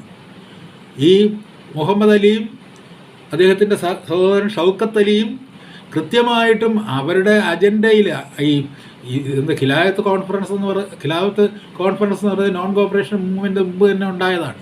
നോൺ കോപ്പറേഷൻ എന്ന് പറയുന്നത് ഖിലാഫത്തിൻ്റെ പ്രഖ്യാപനമാണ്. അത് നമ്മൾ മനസ്സിലാക്കണം. അത് ഗാന്ധിജിയുടെ പ്രഖ്യാപനമല്ല. ഖിലാഫത്ത് പ്രഖ്യാപിച്ച ഒരു നോൺ കോപ്പറേഷൻ ഉണ്ട്. ആ നോൺ കോപ്പറേഷനിൽ എന്താണ്? മുസ്ലിങ്ങൾ ഈ ബ്രിട്ടീഷ് വിദ്യാഭ്യാസ സ്ഥാപനങ്ങളിൽ നിന്ന് അവരുടെ കുട്ടികളെ പിൻവലിക്കണം. അവരുടെ കോടതികളെ അനുസരിക്കേണ്ടതില്ല. വലിയ വലിയ ഉദ്യോഗങ്ങളിരിക്കുന്നവർ ആ ഉദ്യോഗങ്ങൾ രാജിവെച്ച് പുറത്തേക്ക് വരണം.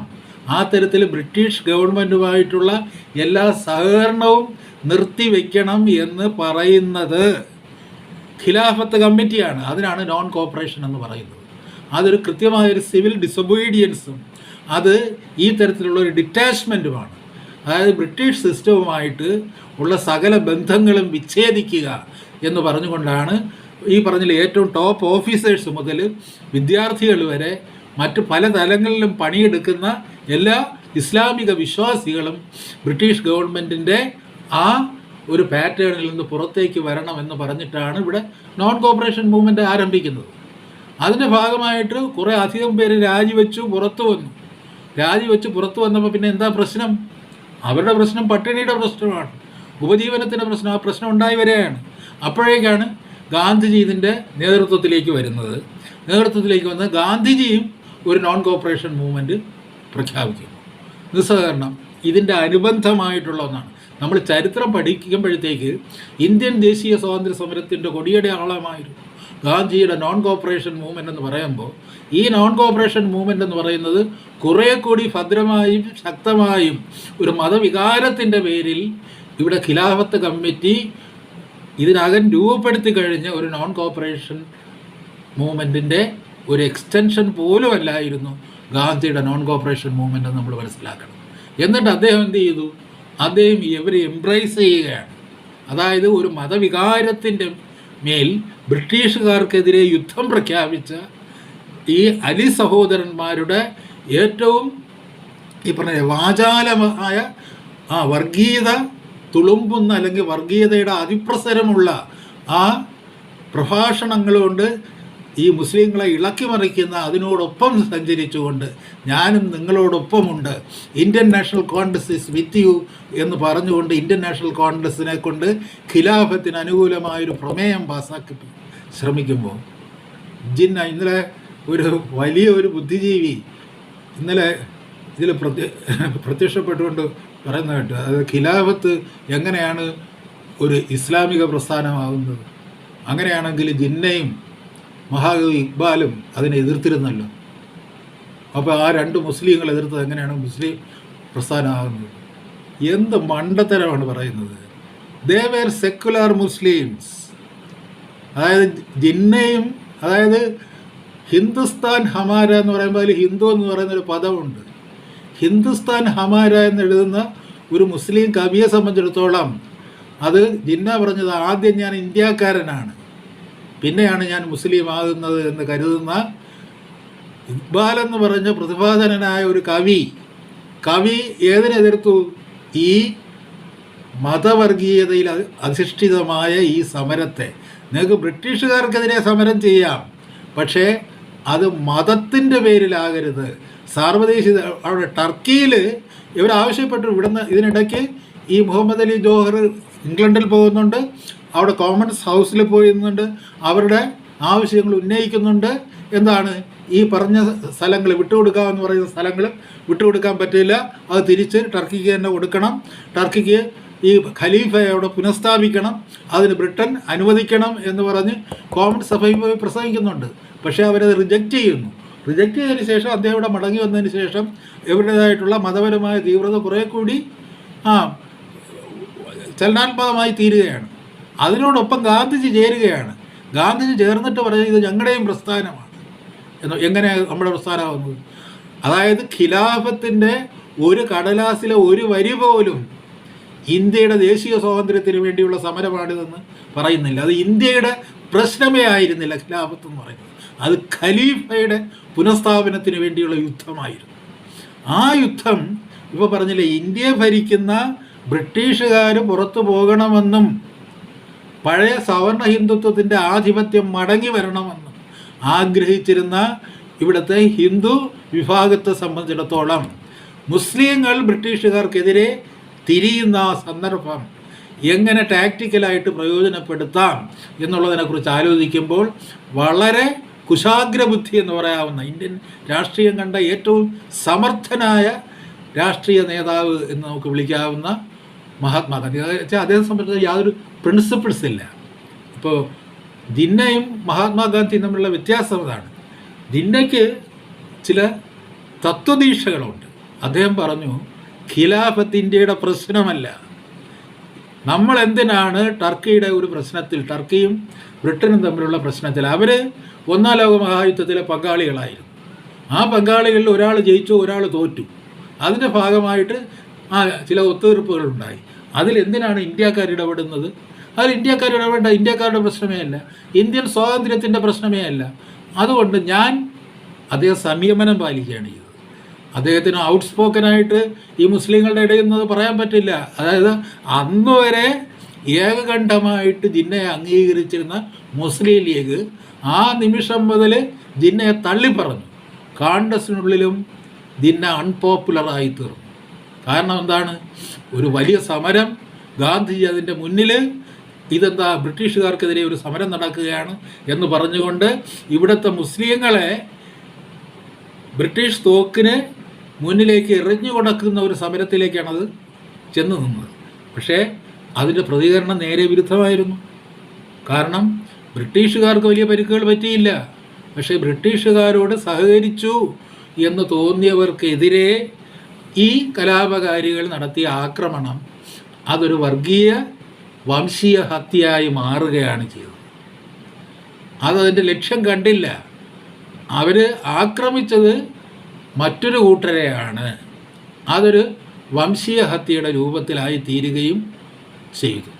അത് കഴിഞ്ഞതിന് ശേഷം എന്താണ്, 1924 തുർക്കികൾ പറഞ്ഞു, നമുക്ക് തുർക്കിയിലാണല്ലോ പ്രശ്നം ഉണ്ടായത്. അവർ പറഞ്ഞു, നമുക്ക് ഇനി ഖലീഫയെ വേണ്ട, നമുക്ക് ഒരു ജനകീയ പാർലമെൻറ്റ് മതി എന്ന് പറഞ്ഞിട്ട് ഖലീഫയുടെ ഭരണം അവസാനിച്ചു കഴിഞ്ഞതിന് ശേഷം ഈ പറയുന്ന ഖിലാഫത്തിന് പ്രസക്തി ഇല്ലാതായി തീർന്നു. ഖിലാഫത്തിന് പ്രസക്തി ഇല്ലാതായി തീരുമ്പോൾ എന്താ സംഭവിക്കുക? ഇന്ത്യയിൽ അതിൻ്റെ പ്രത്യാഘാതങ്ങളുണ്ടായി. ആ പ്രത്യാഘാതങ്ങളിൽ നിന്നാണ് ആദ്യമായി പാകിസ്ഥാൻ എന്ന് പറയുന്ന ഒരാശയം രൂപപ്പെട്ടു വരുന്നത്. പാകിസ്ഥാൻ കൊണ്ടുവന്നത് ജിന്നയൊന്നും അല്ല, നമ്മൾ പഠിക്കുന്നത് പോലെ അല്ല ചരിത്രം എന്ന് പറയുന്നത്. ജിന്ന ആദ്യം മുതൽ അവസാനം വരെ ഈ ഒരു പ്രസ്ഥാനത്തിനെതിരായിരുന്നു. മഹാകവി ഇക്ബാൽ ഇതിനെതിരായിരുന്നു. പ്രോഗ്രസീവ് മുസ്ലിംസ് ഈ തരത്തിലുള്ള ഒരു ഏർപ്പാടിനെതിരായിരുന്നു. കാര്യം വെച്ച് കഴിഞ്ഞാൽ ഇത് സാർവദേശീയമായുള്ള ഒരു മതാത്മക യുദ്ധത്തിൻ്റെ ഭാഗമാണ്. അങ്ങനെ ഒരു മതാത്മക യുദ്ധത്തിന് വേണ്ടി അല്ല ഇന്ത്യൻ നാഷണൽ കോൺഗ്രസും മുസ്ലിം ലീഗും ഒന്നിക്കണമെന്ന് പറഞ്ഞത്. അതായത് ഹിന്ദുവിനൊരു പ്രശ്നം വന്നാൽ ഇസ്ലാം ഇടപെടുമെന്നും ഇസ്ലാമിനൊരു പ്രശ്നം വന്നാൽ ഹിന്ദു ഇടപെടും എന്നുള്ളൊരു ധാരണയല്ല. ഇന്ത്യയുടെ പൊതുവായ രാഷ്ട്രീയ സ്വാതന്ത്ര്യത്തിന് വേണ്ടി നിങ്ങൾ മുസൽമാനാണെന്നുള്ള വസ്തുത മാറ്റിവെച്ചുകൊണ്ട്, നിങ്ങൾ ഹിന്ദു ആണെന്നുള്ള വസ്തുത മാറ്റിവെച്ചുകൊണ്ട് പൊതുവായൊരു രാഷ്ട്രീയ ലക്ഷ്യത്തിന് വേണ്ടി ഒന്നായി നിൽക്കാമെന്നാണ് ഹോം റൂൾ ലീഗ്. ആനി ബസന്റും സരോജിനി നായിഡുവും ഈ പറയുന്ന മുഹമ്മദ് അലി ജിന്നയും ഇക്ബാലും എല്ലാം ഉൾപ്പെടുന്ന ആ സ്വാതന്ത്ര്യ സമര സംഘം തീരുമാനമെടുത്തത്. അതിനെതിരെയുള്ള ഒരു നീക്കമാണ് നമ്മൾ ഗാന്ധിജിയിൽ നിന്ന് കണ്ടത്. അതിൻ്റെ ഫലം എന്താണെന്നുള്ളത് ഞാൻ പറഞ്ഞില്ല. ഇപ്പോൾ സർ സി ശങ്കരൻ നായർ എങ്ങനെ എഴുതിയിട്ടുണ്ട്, മാധവൻ നായർ എന്താ എഴുതിയിട്ടുണ്ട്, അല്ലെങ്കിൽ ഹിച്ച്കോക്ക് എന്ന് പറയുന്ന ഈ വാഗൺ ട്രാജഡിക്ക് ഉത്തരവാദിയായ ആൾ എങ്ങനെ എഴുതിയിട്ടുണ്ട്, പിന്നെ കുറേ ഹിന്ദുക്കളെയും തീയന്മാരെയും എല്ലാം കൂടെ ഒരു കിണറ്റിലിട്ട് കൊന്നു എന്ന് പറയുന്ന വേറൊരു സംഭവം ഉണ്ടായിട്ടുണ്ട്. വാഗണിലിട്ട് കൊന്നിട്ടുണ്ട്. കൊന്നതൊക്കെ ഈ കൊന്നതും കൊല്ലപ്പെട്ടതുമൊക്കെ നമ്മുടെ സഹോദരന്മാരാണ്, നമ്മുടെ ആളിൽ. അതിൽ ജന്മിമാരുമുണ്ട്, അടിയാന്മാരുമുണ്ട്. ജന്മിമാരെക്കാളും 10 ഇരട്ടി അടിയാന്മാരാണ് കൊല്ലപ്പെട്ടത്. അത് നമ്മൾ ചരിത്രത്തിൽ മറച്ചു വച്ചിരിക്കുന്ന വസ്തുതയാണ്.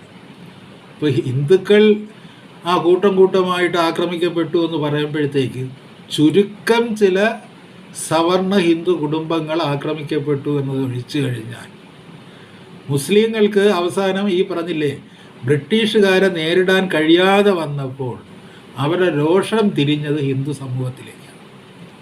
ആ ഹിന്ദു സമൂഹത്തിലേക്ക് തിരിഞ്ഞപ്പോൾ ആരെയാണ് ആക്രമിക്കാൻ സൗകര്യമുള്ളത്? ഹിന്ദു സമൂഹത്തിലെ വർക്കിംഗ് ക്ലാസ്സാണ് പ്രധാനമായിട്ടും അവിടെ ആക്രമിക്കപ്പെടുകയും കൺവേർട്ട് ചെയ്യപ്പെടുകയും കൊല്ലപ്പെടുകയും ചെയ്തത്. അവിടെ പറഞ്ഞില്ലേ, ഹിന്ദു സമൂഹത്തിലെ ഈ ജന്മിമാരെ മാത്രം തിരഞ്ഞു പിടിച്ച് നടത്തിയ ഒരു ആക്രമണമൊന്നും അല്ലായിരുന്നു അത്. അതുകൊണ്ടാണ് പറഞ്ഞത്, കിണറ്റിൽ നോക്കിയപ്പോഴത്തേക്ക് കിണറ്റിലോ വാഗണിലോ നോക്കിയപ്പോഴത്തേക്ക് കുറേ മുസ്ലിങ്ങൾ 4 തീയന്മാരും അതിനകത്തുണ്ടായിരുന്നു എന്ന് പറയുമ്പോൾ അതിനകത്ത് അർത്ഥം എന്താണെന്ന് വെച്ച് കഴിഞ്ഞാൽ അതൊരു പരസ്പര സംഘടനമായിട്ട് മാറിയപ്പോഴത്തേക്ക് അത് കണ്ണും മൂക്കുമില്ലാത്ത തരത്തിലുള്ളൊരു വംശീയ ഹത്യയുടെ രൂപത്തിലേക്ക് മാറുമ്പോഴേക്ക് ഇത് വലിയ വലിയ ജന്മി കുടുംബങ്ങളെ ഒന്നും കയറി വലുതായിട്ടൊന്നും ആക്രമിക്കാനൊന്നും കഴിഞ്ഞിട്ടില്ല ഈ ഹിന്ദു സമൂഹത്തിൽ. ചില്ലറ ചില കുടുംബം, അതായത് ഒരു ജന്മി കുടുംബത്തെ ആക്രമിക്കുക എന്ന് പറഞ്ഞു കഴിഞ്ഞാൽ ഒരു പ്രദേശം മുഴുവനും അറിയുന്നതാണ്. ഒരു രാജാവ് ആക്രമിക്കപ്പെടുന്നതിന് തുല്യമാണ്.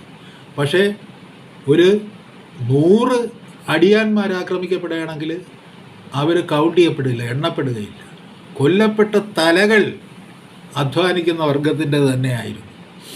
ഇരുപക്ഷത്ത് അങ്ങനെ ഉണ്ടായെന്ന് എനിക്ക് അറിഞ്ഞുകൂടാ. ഒരു പക്ഷത്തു നിന്നാണ് അങ്ങനെ ഉണ്ടായിട്ടുണ്ടെങ്കിൽ അത് താഴെക്കിടയിൽ അധ്വാനിക്കുന്നവൻ്റെ തലകൾ തന്നെയാണ് അവിടെ ഉരുണ്ടത്. ഇപ്പോൾ ഒരു ജന്മിയുടെ അല്ലെങ്കിൽ ഒരു ഇല്ലത്തെ അല്ലെങ്കിൽ ഒരു രാജാവിൻ്റെ കോവിലകത്തെ ആക്രമിക്കുന്നു എന്ന് പറയുമ്പോൾ അതൊരു വലിയ, it is a great event, it would be noted, അത് ചരിത്രത്തിൽ ശ്രദ്ധിക്കപ്പെടും. പക്ഷേ ഒരു 10 കുടിലുകൾ അല്ലെങ്കിൽ 100 കുടിലുകൾ വെന്തെരിയുകയും അവിടുത്തെ ആളുകൾ കൊല്ലപ്പെടുകയും അവിടുത്തെ സ്ത്രീകൾ ആക്രമിക്കപ്പെടുകയും ചെയ്യുമ്പോഴത്തേക്ക് അവർ എണ്ണം പറയാവുന്ന ആൾക്കാരല്ല എന്നുള്ളത് കൊണ്ട് ആ സംഘടനത്തിൽ നിങ്ങൾ ശരിക്കും പറയുകയാണെങ്കിൽ ഒരു വാഗൺ ട്രാജഡിയിൽ ഉണ്ടായിരുന്നപ്പോൾ ആ വാഗൺ ട്രാജഡിയിൽ എത്ര ഈ മുതിർന്ന പറയില്ലേ മുസ്ലിം നേതാക്കന്മാരുണ്ടായിരുന്നു, അതിലെത്ര മുതിർന്ന മുസ്ലിം നേതാക്കന്മാരുണ്ടായിരുന്നു? ഒരു വാര്യം കുന്നനോ അല്ലെങ്കിൽ ഇതിന് നേതൃത്വം കൊടുത്ത കുറേ പേരൊക്കെ ഉണ്ടായിരുന്നിരിക്കാം. അവർ വേറെ തരത്തിൽ പിടികൂടപ്പെടുകയും കൊല്ലപ്പെടുകയും ചെയ്തിട്ടുണ്ട്. അത് ബ്രിട്ടീഷുകാരുമായിട്ടുള്ള ഏറ്റുമുട്ടലിലാണ്. ഈ വർഗീയ ലഹളകളുടെ ഒരു പശ്ചാത്തലത്തിൽ കൊല്ലപ്പെട്ട ആളുകളിൽ അല്ലെങ്കിൽ വാഗൺ ട്രാജഡിയിൽ ഇവർ ഈ ഹിച്ച്കോക്ക് കൊണ്ടുപോയ കൂട്ടത്തിൽ എത്ര വർക്കിംഗ് ക്ലാസ് മുസ്ലിംസ് ഉണ്ടായിരുന്നു, എത്ര വർക്കിംഗ് ക്ലാസ് ഹിന്ദുസ് ഉണ്ടായിരുന്നു എന്നുള്ളതാണ് നമ്മളറിയാം. അതിനെപ്പറ്റിയുള്ള കൃത്യമായ കണക്കൊന്നും ആരുടെ കയ്യിലില്ല. അതിനകത്തുള്ള രണ്ടും തൊഴിലാളി വർഗം തന്നെയാണ്. കൊന്നതും കൊല്ലപ്പെട്ടതും തൊഴിലാളി വർഗം തന്നെയാണ്. ബ്രിട്ടീഷുകാർ കൊന്നതും തൊഴിലാളി വർഗത്തെയാണ്. ഈ മതമൗലികവാദികൾ കൊന്നതും തൊഴിലാളി വർഗത്തെ തന്നെയാണ്. രണ്ടിൻ്റെയും ഇരകൾ തൊഴിലാളികൾ. അത് ചരിത്രത്തിൽ എപ്പോഴും സംഭവിക്കുന്നതാണ്. ഇരകൾ തൊഴിലാളികൾ തന്നെ ആയിരിക്കും എന്നുള്ളത്. അതുകൊണ്ട് അവിടെ പറഞ്ഞില്ലേ, ഇപ്പോൾ വലിയ നമ്പൂതിരി കുടുംബങ്ങളൊന്നും വലിയ തോതിലൊന്നും ആക്രമിക്കപ്പെട്ടിട്ടില്ല. ആ കാര്യം വെച്ച് കഴിഞ്ഞാൽ അതിനുവേണ്ടിയുള്ള ഒരു ആർജവം ഈ വരുന്ന ഈ ഇസ്ലാമിൻ്റെ ധർമ്മഭടന്മാർക്ക് തന്നെ ഇല്ല. അവർക്കും താഴെ ആരാണ് ആക്രമിക്കാൻ പരുവത്തിലുള്ളത് അവരെ ആക്രമിക്കും. അല്ലാതെ മുകളിലിരിക്കുന്ന തമ്പുരാനെ തന്നെ ആക്രമിക്കണമെന്ന് അവർക്ക് നിർബന്ധമില്ലായിരുന്നു. കുറേയൊക്കെ വാര്യംകുന്നൻ്റെ നേതൃത്വത്തിലുള്ള ആൾക്കാർ ഈ തരത്തിലുള്ള മതപരമായ വൈരത്തിൽ അധിഷ്ഠിതമായ അക്രമങ്ങളെ തടയുകയും ചെയ്തിരുന്നു.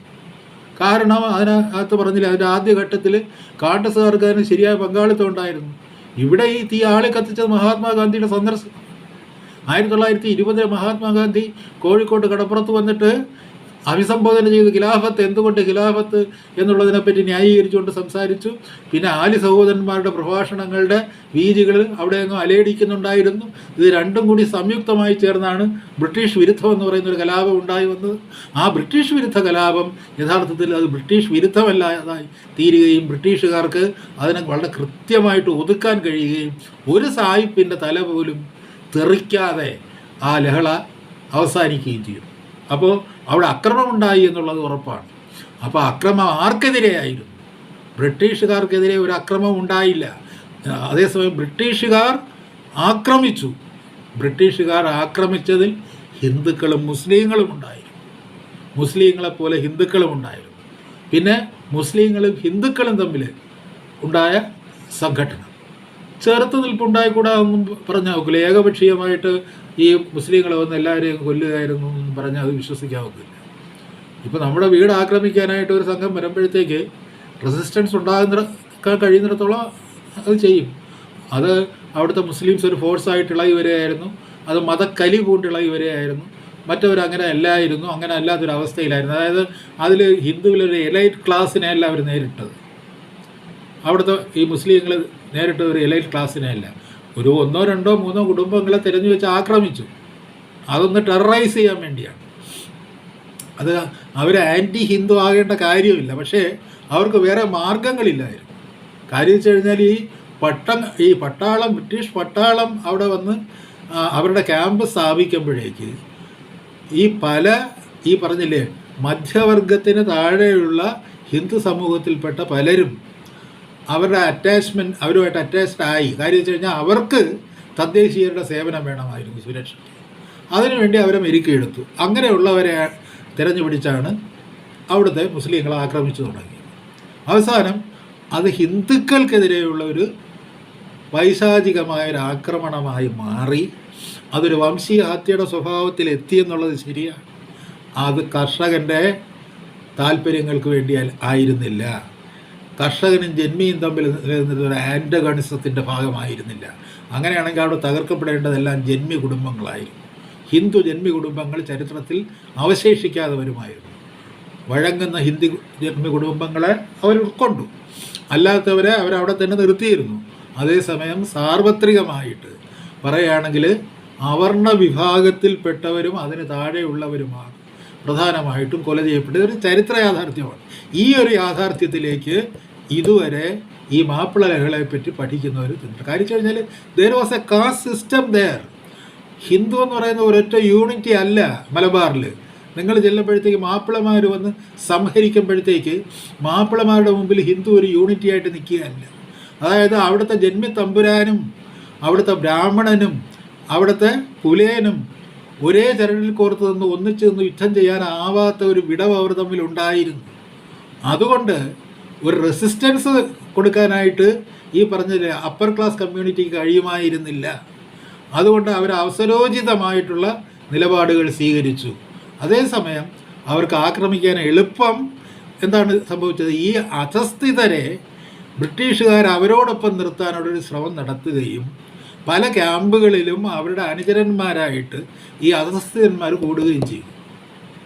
അതിൻ്റെ ഭാഗമായിട്ട് ആക്രമണം അവർക്ക് നേരെ തിരിച്ചു വിടുക എളുപ്പമുള്ള കാര്യമായിരുന്നു. അതുകൊണ്ട് കൊല്ലപ്പെട്ടത് ഈ പറഞ്ഞതുപോലെ അവിടെയും അധകൃതനും അടിസ്ഥാന വർഗവും തന്നെയായിരുന്നു. അതിനുശേഷം വടക്കേ ഇന്ത്യയിൽ എന്താ സംഭവിക്കുന്നത്? ഖിലാഫത്തിൻ്റെ പരാജയത്തിന് ശേഷം ഇവിടെ ഒരു ലഹളയെ നടന്നുള്ളൂ. നമ്മളീ മലബാർ മാപ്പിള ലഹള എന്ന് പറഞ്ഞ് അങ്ങ് ഉയർത്തിക്കാട്ട് ഇതാണ് ലോകത്തിലെ ഏറ്റവും വലിയ ലഹള എന്ന് പറയുമ്പോൾ നമ്മുടെ മുന്നിൽ വിഭജനം വരെ ഉണ്ട്.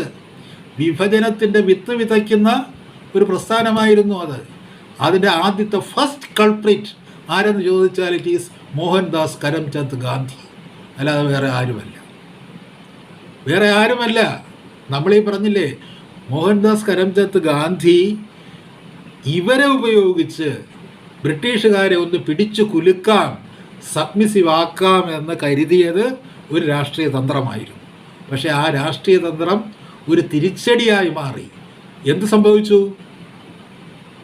ഗാന്ധിജി നോൺ കോപ്പറേഷൻ മൂവ്മെൻറ്റ് പിൻവലിക്കുമ്പോൾ നോൺ കോപ്പറേഷൻ മൂവ്മെൻറ്റ് കൊണ്ടുവന്ന ആരാണ്? ഖിലാഫത്തുകാരാണ്. ഖിലാഫത്തുകാർ കൊണ്ടുവന്ന ആ നോൺ കോപ്പറേഷൻ മൂവ്മെൻറ്റിൻ്റെ വാലിൽ തൂങ്ങിയിട്ട് ഗാന്ധിജി അദ്ദേഹത്തിൻ്റെ നോൺ കോപ്പറേഷൻ മൂവ്മെൻറ്റ് ചൗരിയുടെ പേരിൽ പിൻവലിക്കുമ്പോൾ അത് അവരെ സംബന്ധിച്ചിടത്തോളം, ഈ ഖിലാഫത്ത് മൂവ്മെൻറ്റിനെ സംബന്ധിച്ചിടത്തോളം അതൊരു വലിയ തിരിച്ചടിയാണ്. അതായത് അതിൻ്റെ അഡ്രസ്സ് ഇദ്ദേഹം ഏറ്റെടുത്തു. നോൺ കോപ്പറേഷൻ നടത്തിയത് ഖിലാഫത്തുകാരാണ്. അവർ ഉദ്യോഗങ്ങൾ രാജിവെച്ചു. അവർ ബ്രിട്ടീഷുകാരുമായിട്ടുള്ള സകല ബന്ധങ്ങളും വിച്ഛേദിച്ചു. ഹൈ ഓഫീസസ് ഒക്കെ ആൾക്കാർ ഇറങ്ങി വന്നു. കുട്ടികൾ വിദ്യാഭ്യാസ സ്ഥാപനങ്ങളിൽ നിന്ന് പുറത്തേക്ക് വന്നു. ഒരുപാട് പേര് ജോലി ഉപേക്ഷിച്ചു. ഒരുപാട് പേര് നിരാധാരമായി പട്ടിണിയിലായി.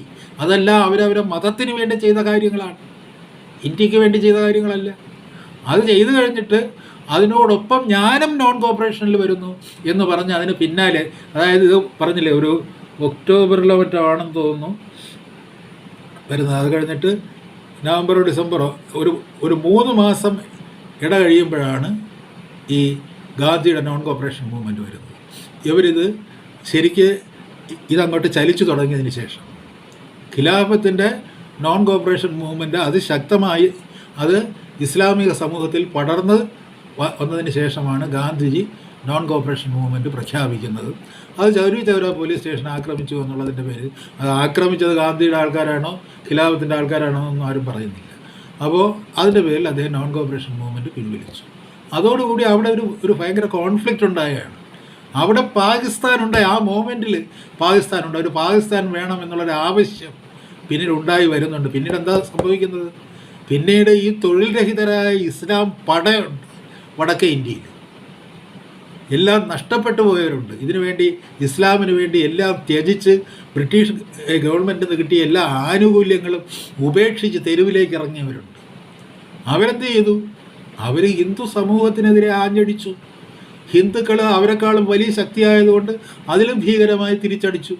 അങ്ങനെ മതലഹളകളുടെ ഒരു പരമ്പരകൾ ഉണ്ടാകുകയും അങ്ങനെയാണെങ്കിൽ നമുക്കൊരു പാകിസ്ഥാൻ വേണം എന്നൊരു ആശയം അവിടെ രൂപമെടുക്കുകയും ചെയ്യും.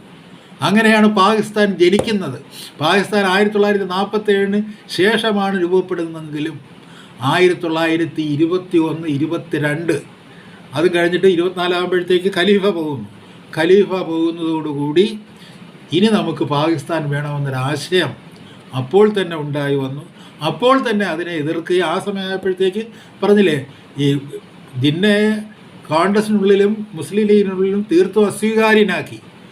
ഹിന്ദുക്കൾക്ക് ഈ പറഞ്ഞില്ലേ സ്വീകാര്യനായിരുന്ന ജിന്ന, അതായത് ഇന്ത്യൻ നാഷണൽ കോൺഗ്രസ്സിലെ ഹിന്ദുക്കൾക്കും മുസ്ലിങ്ങൾക്കും ഒരേപോലെ സ്വീകാര്യനായിരുന്ന ജിന്ന, മുസ്ലിം ലീഗിന് ഏറ്റവും സ്വീകാര്യനായിരുന്ന ജിന്ന ഖിലാഫത്തിൽ നിന്ന് മാറി നിന്നു എന്ന ഒറ്റ കാരണം കൊണ്ട് ഏറ്റവും ഒടുവിൽ 1920 മറ്റാണെന്ന് തോന്നുന്നു ഒരു കോൺഫറൻസിൽ മിസ്റ്റർ ഗാന്ധി എന്ന് അഡ്രസ്സ് ചെയ്തതിൻ്റെ പേരിൽ അദ്ദേഹത്തെ കൂകി വിളിക്കുകയും അവമാനിക്കുകയും ചെയ്തു ജിന്നെ.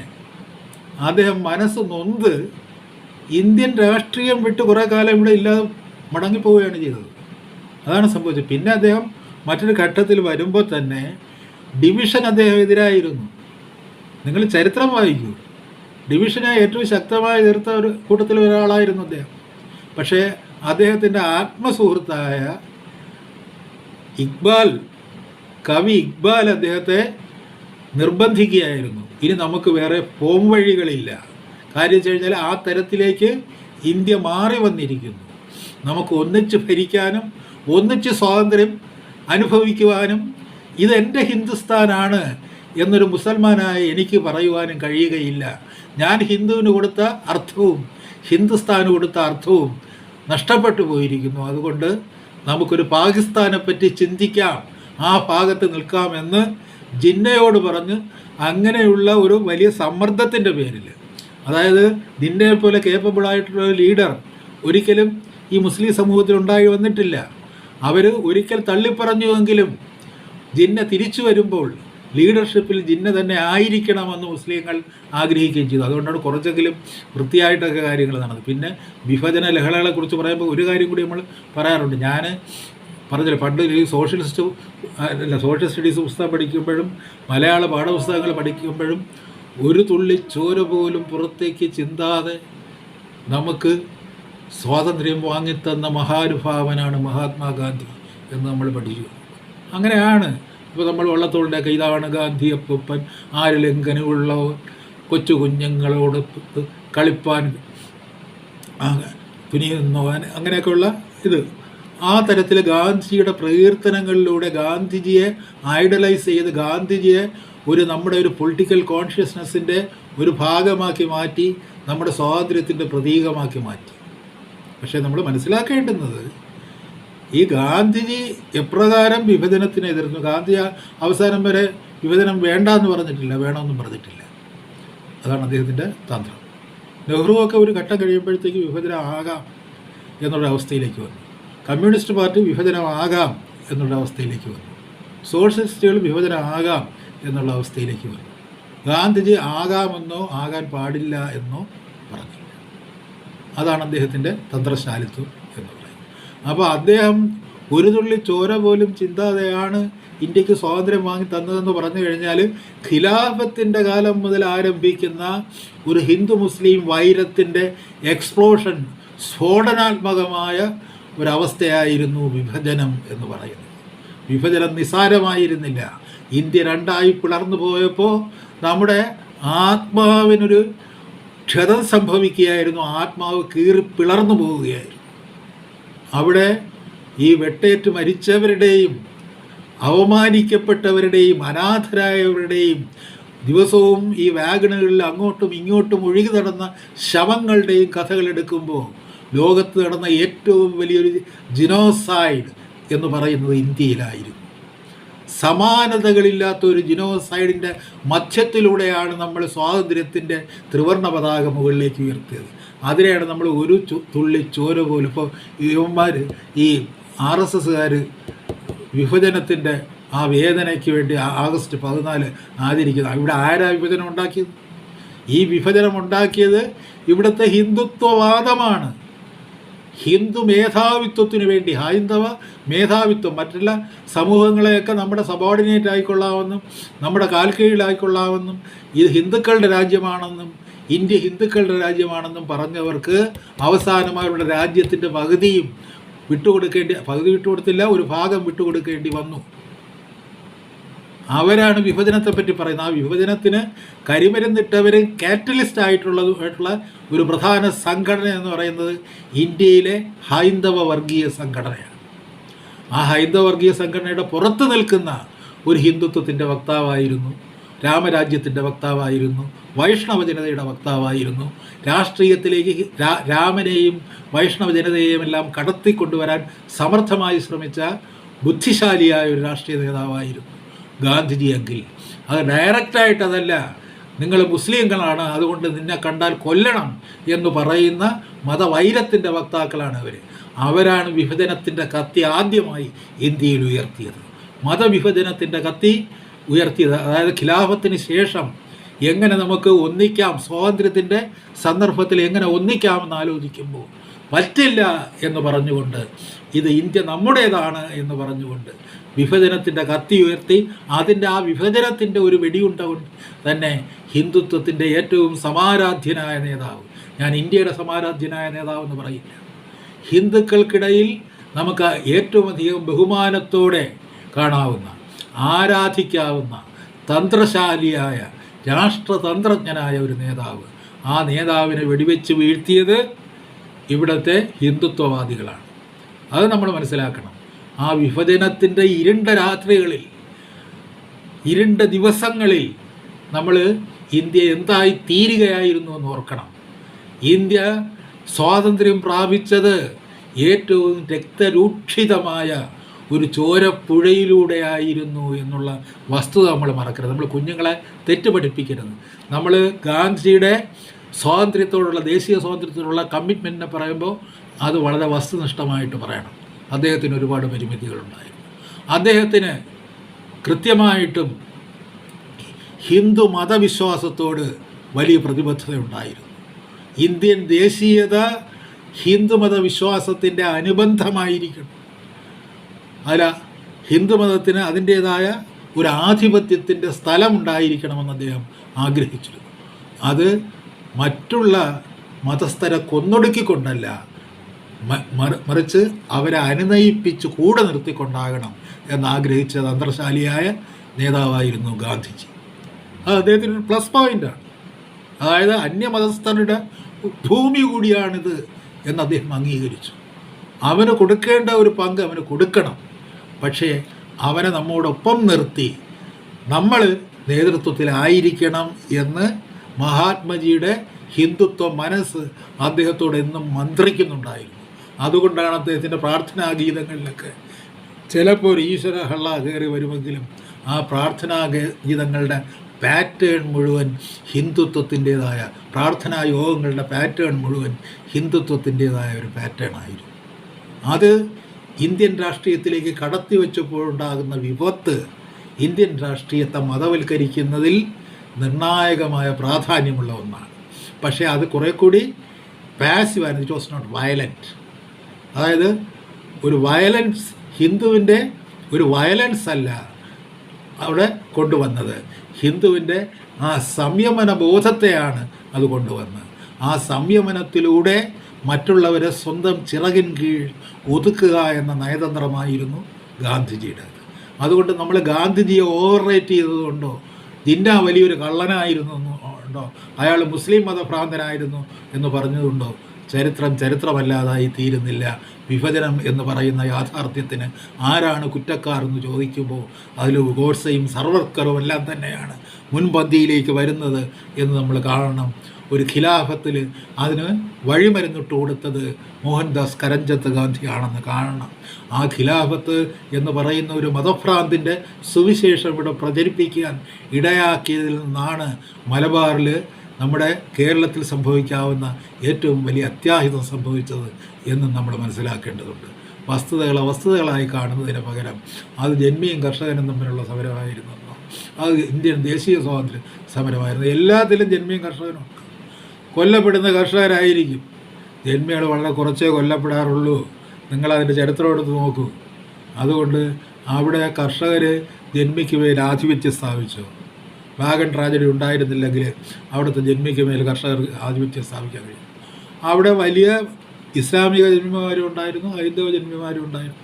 കൺവേർഷൻ പണ്ട് കാലം മുതൽ നടക്കുന്നുണ്ടായിരുന്നു. കൺവേർഷൻ പുതിയ കാര്യമൊന്നുമല്ല.